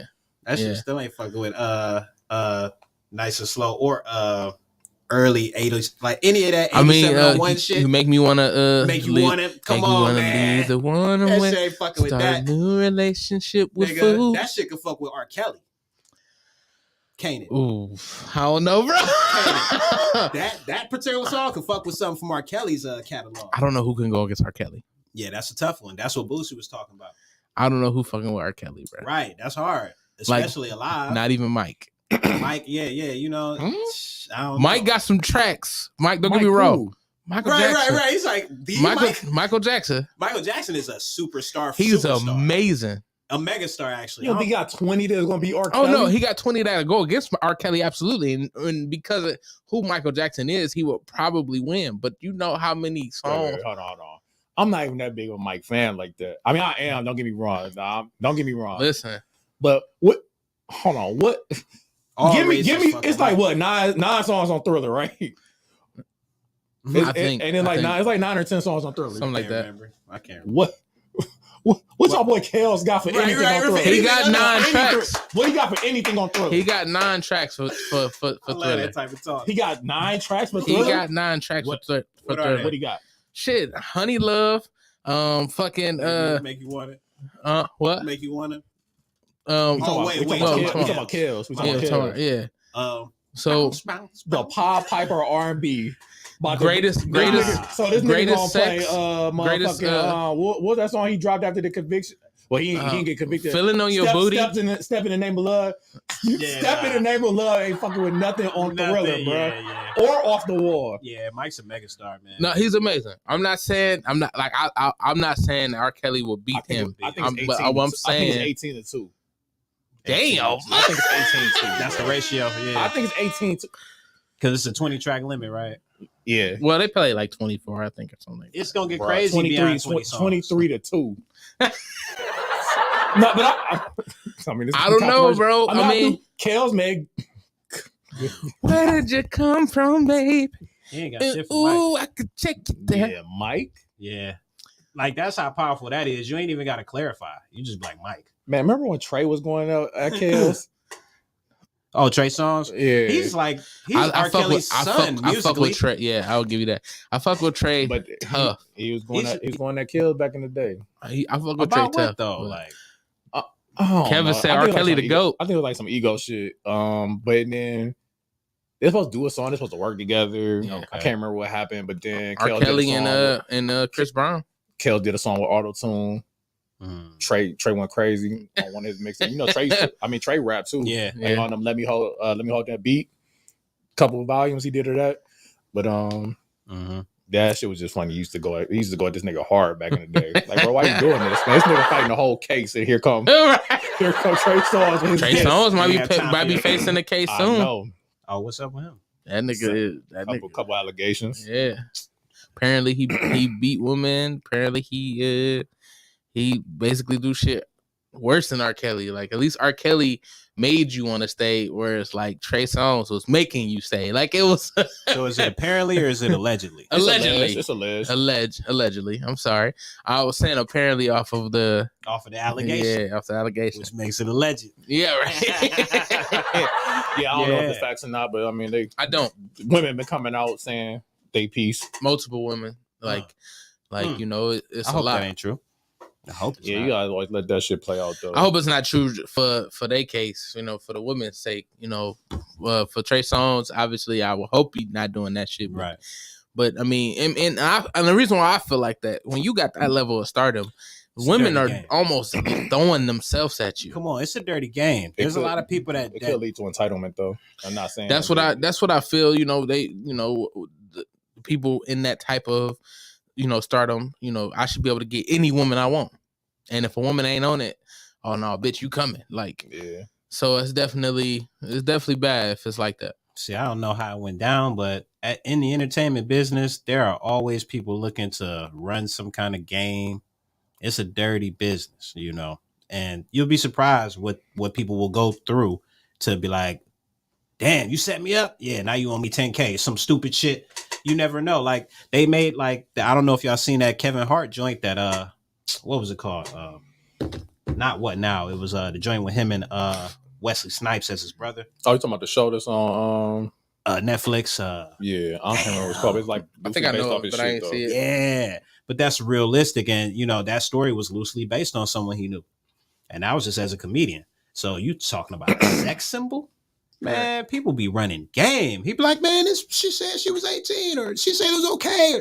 It'd be a whole bunch of shit. So I don't know what he did, but I think we should always consider that when it comes to cases and media, and, you know. Oh yeah, you always just gotta let that shit play out. Like that one. You're not turning into this, but that one girl tried to set up Breezy or whatever, and say he did whatever on that boat, and then come to find out she was trying to. See, I didn't even know. Yeah, it's real like that, man. People be extorting people when they know you got money. Yeah, they run all kind of things to extort. So that shit got to be remembered. Yeah, shout out to them. You know, the ones that have gone through that and made it through the allegations. You know, being able to show that, you know, they truth, speak their truth. Because it's definitely a lot. And I'll even put Deshaun Watson in that. Like, yeah, he did what he did, but it was like always from the messages or from the reports, it was always mutual.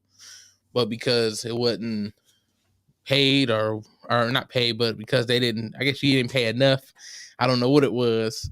You know, we gonna get some money. We gonna try to tie this all to this, which from what I seen was all the Texans organization trying to tear him down. I'm not even hip to the situation, man. So he was getting massages with happy endings.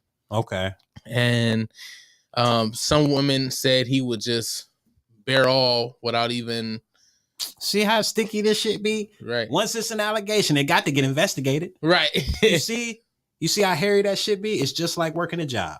All it takes is for one person to just even raise the concern. Yeah. And your ass is on suspension, if not fired. Right. That's how sticky this shit be, man. Who knows the truth? The two people that was a part of it, You know, and the she walls said, they was in the middle of. Man. Like that's literally it. as soon as you hear she said, it's some shit. Right. They She say, said. what was it? His story, her story, and the truth. See, Basically. And I feel like you're gonna get the truth out of both the stories. So yeah, y'all heard about TJ Holmes, the guy from Good Morning America show. Mm-mm.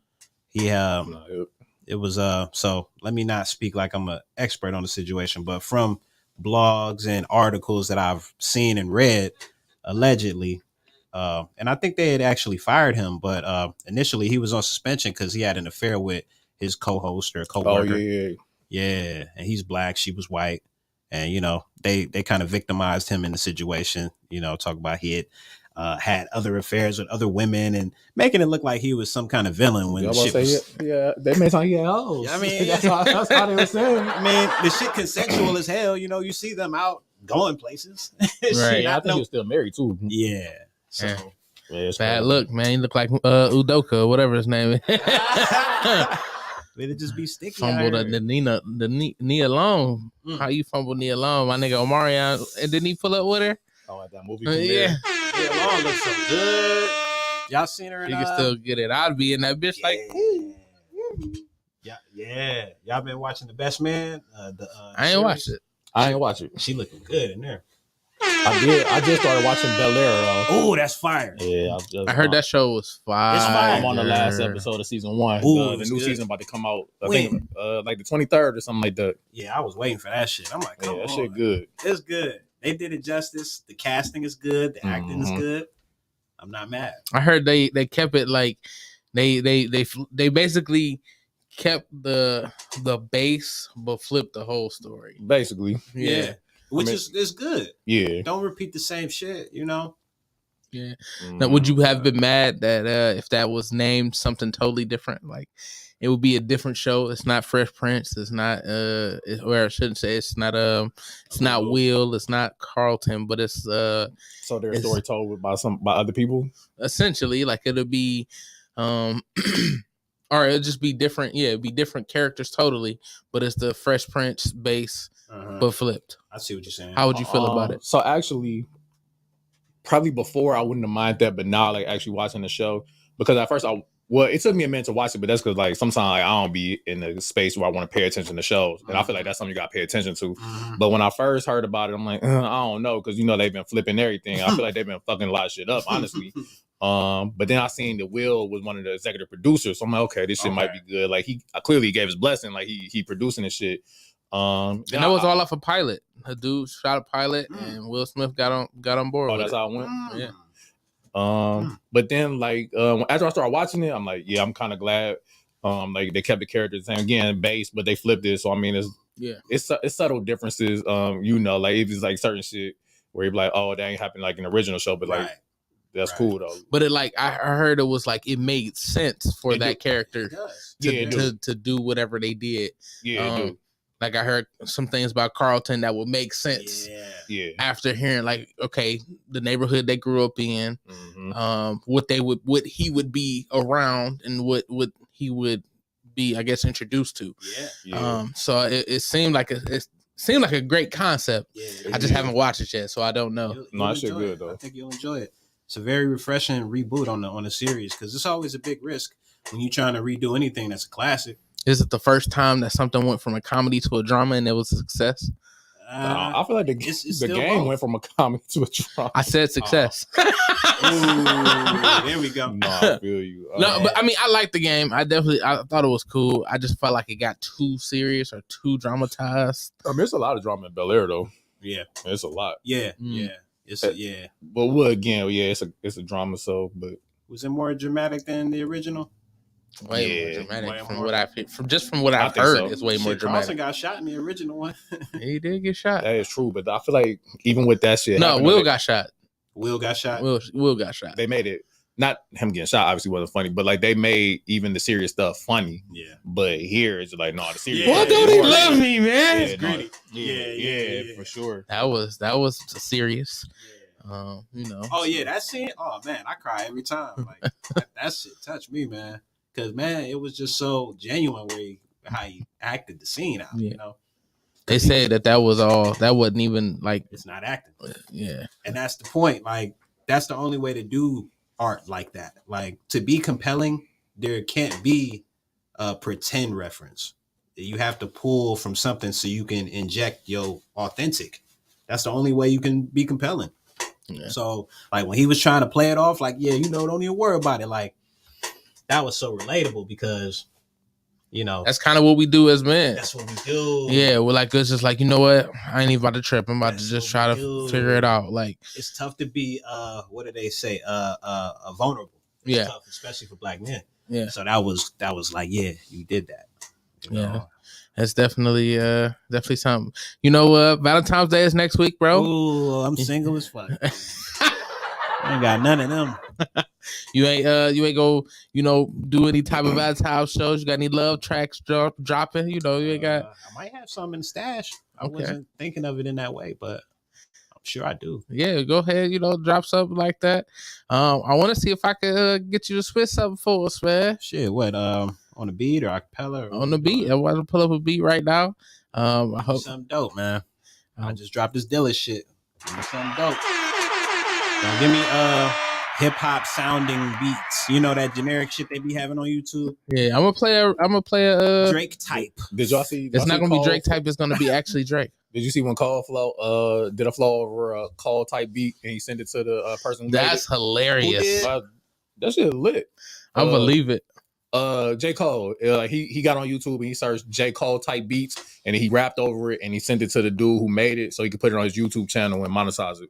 Oh, that's shit. Fire. Yeah, I fuck with that shit hard. That's why J. Cole is the truth. Yeah, but I got the playlist that I play some time.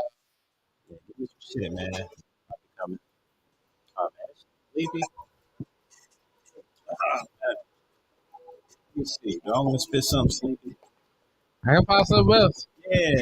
Yeah. That's the I ain't gonna lie. I like this. This shit, is one bro. of my favorite. This is one of my favorite. But you're gonna be talking about pain and struggle. I ain't about to go in that bag.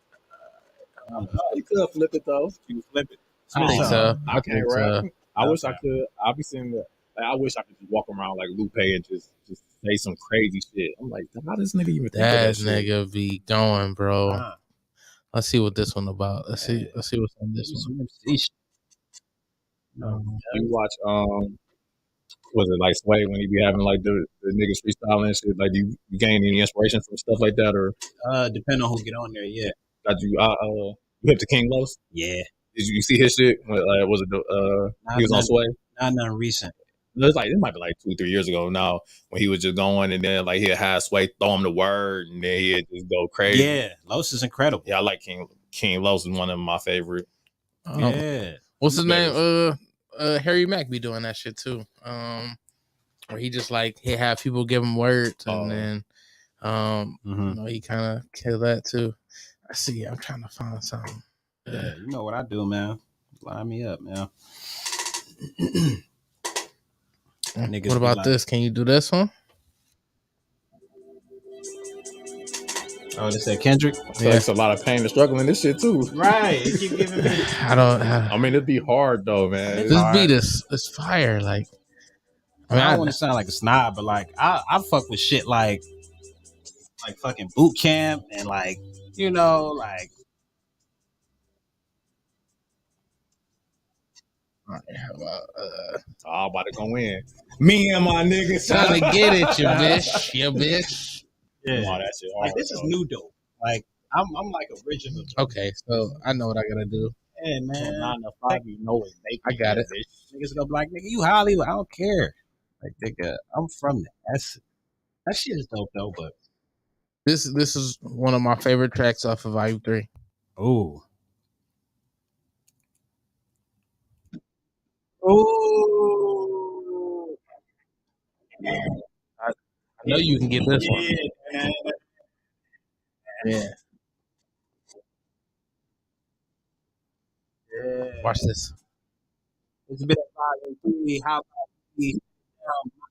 Please go and get it. Fuck, please. I'm demanding you. That's the same thing as commanding you. Yancey might be coming out soon, but I just dropped Yancey today. Niggas better go and get it because this is a tribute to Jay. Dilla, do it. Yancey, that's the pioneer. I'm bringing fire here. Oh yeah, my riot gear's in the car. Like I ain't got no car. I got an accident back in August. Niggas know how I do it. I'm flawless with it. Off of the tippity. Oh yeah, like lickety split. What's that 8 Mile reference? He said lickety shit. Lickety split, split lickety. I get busy with these niggas in these red line radio streets, huh? Oh yeah.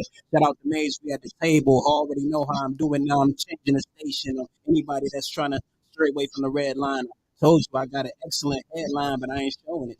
Oh yeah. Really straight blowing it. Back to the topic. Oh yeah, I'm straight going with this James Yancey do it concept. I'm a bomb threat. Niggas know what I'm doing. I ain't really calm yet. I'm just chilling on that volume 3. Chilling on that volume 3. Look, I'm just chilling. I ain't really thinking of rhymes. I'm just coming off shit, coming off the top of it at the dime. I ain't really on this beat that hard. But if I really get passionate, pass this shit like sort of like Sonic going around and around in the terminal spinning. Niggas know I'm. Yeah, that's how niggas used to rap in the back in the day. Oh, we have come to the end of the show. Just a quick question. I'll get something real quick. Have y'all seen that video of the game where he's freestyling the same shit every time and he tried to act like he's thinking, and like they just put up like a compilation of him like different segments, like he had a concert, he on the block, he every like the same rhyme. Yeah, it's the same. I gotta see that shit. I'm about to send it to you. Well, since we about to get out of here, man, please tell these people where they can find you. Yes. Please tell them how they can get your music. Excellent. So I am reachable on Instagram, Facebook, TikTok, YouTube at Honasty Blade Music. I have a website, but Google domains is pissing me off, and waiting on like them to allow me to use my domain. So once that clears, you'll be able to go to Honasty Blade Music, and that's my official website. And then you'll be able to get all my content there. But for now, on the gram, on Facebook, on the TikTok, all that little silly shit that they always promoting. And I got some shit coming up March 3rd. I'm going to be doing the tribute to hip hop. That's at Captivate.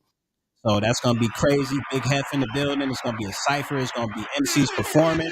That's March 3rd. March 11th, Stream Space Cypher. I got a 20-minute set. I'm going to go down there and kill that shit. If you haven't seen me, just search Honasty Blade Shreds, the Stream Space Cypher. 4/8/22. That was the date I went in there. Go check me out. Tell them how to spell Honasty Blade. Honasty Blade is not spelled with an E. It's spelled HONASTY. It's an acronym. Humble, original, and nasty with it. Yeah, see, go get that shit. It's free. Bandcamp.com. Support an artist. You can stream Puo. You can stream Son of Mark. All of that goes to me, but it's pennies on the dollar. So support me and keep this long-lived lyricism shit afloat, because I'm 35 and niggas is acting like they forgot what it means to be lyrical.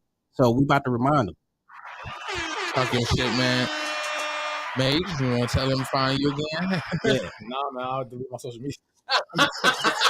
I needed a break. So you can just find me here next week or Redline Radio. I will be back. Yeah. Timbuktu 30_31. Yeah. Everywhere. Except Facebook. It's Timothy Washington Jr. because that's what Timbuktu stand for anyway.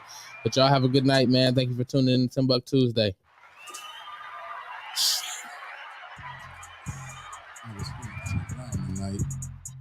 Psych! It's TimbukTuesday! What? TimbukTuesday! Huh?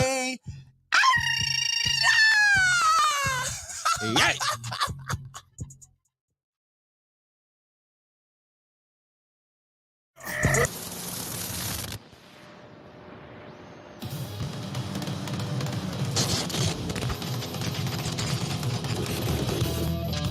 Hello, ladies and gentlemen. I'm Dave Wolanchek, the owner of Redline Radio LLC, and I'm going to take a minute to tell you what we're about here at Redline Radio. Pause. Rewind. I am a 2015 graduate of the Ohio Media School, and one day I had a dream to own a radio station. Well, not only do I have one, but now I have two studios. One is located at 4941 Pearl Road, Cleveland, Ohio. The other one, which is our state-of-the-art studio, green screen 360 cameras, top-of-the-line microphones, great producing. that is located at 60 Front Street in Berea, Ohio. So interested in trauma and what happens to the body, especially with women. So do you have anything that happened to you, something that was traumatic for your body that still kind of sits in there and in your mind? Of a contract because of what was how they were viewed, how they identified themselves. It's paperwork. We currently have 18 shows and growing each day. If you have an idea for a podcast, look us up right there, Redline Radio, LLC. Not only do we have 18 shows, but we have 17 sponsors who have supported us throughout the years. It's also what? I don't need you to correct me. Every time you make a play or get yardage, there's a holding penalty. Wait, did we actually had positive yardage today? Yeah, my origin story is on Saturday. My parents were killed in the alley coming from a movie.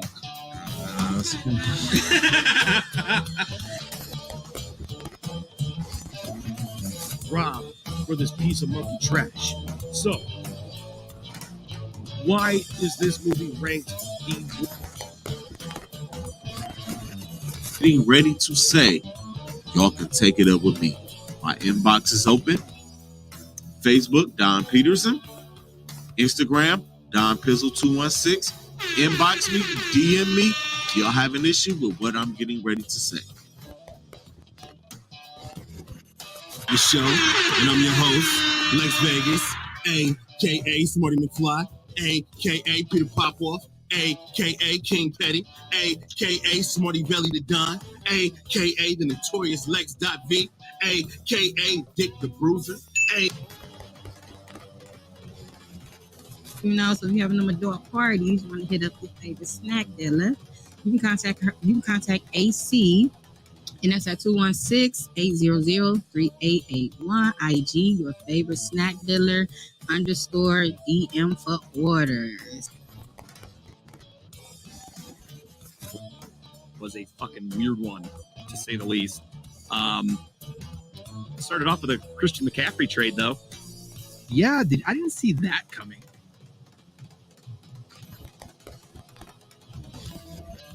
1 through 28? No, 2 through 28. Slavery. I just had one. We deserve a chance. Facts. 2 through 28. Slavery. So we're gonna read some ads before we go further to the show. Sharing information and finding ways to help each other because we're all just trying to make it through. Absolutely. Because like a lot of people like assume that it was just gonna be automatic. No, it's not gonna be automatic, but it is a simple process. Make sure you go to that website. We got it up in the chat and all that good stuff. And I'll say it one more time before we close this segment out.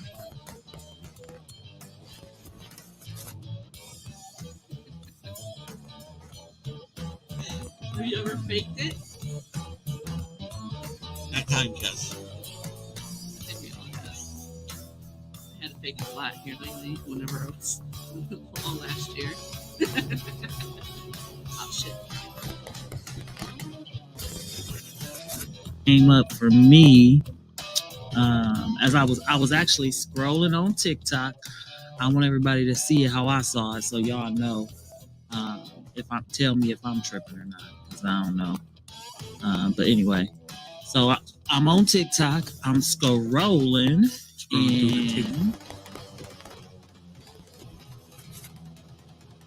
And also, if you're looking to join the Redline Radio family, we are currently looking for interns. All you got to do is look me up on Facebook at David Wallencheck, or you can send us a message in our Redline Radio Facebook or Instagram. I know a lot of you guys out there want to get into the business of podcasting. Well, we can teach you everything you need to know about podcasting here at Redline Radio LLC. Not only that, we can also teach you the media side at Redline Media Group. So you can follow us on YouTube at Redline Media Group LLC. And while you're at it, can you please go subscribe, like, and share Redline Radio LLC, Redline Media Group. Again, I'm Dave Wallencheck, your owner of Redline Radio, and And that's just a little bit of information about us here at the station.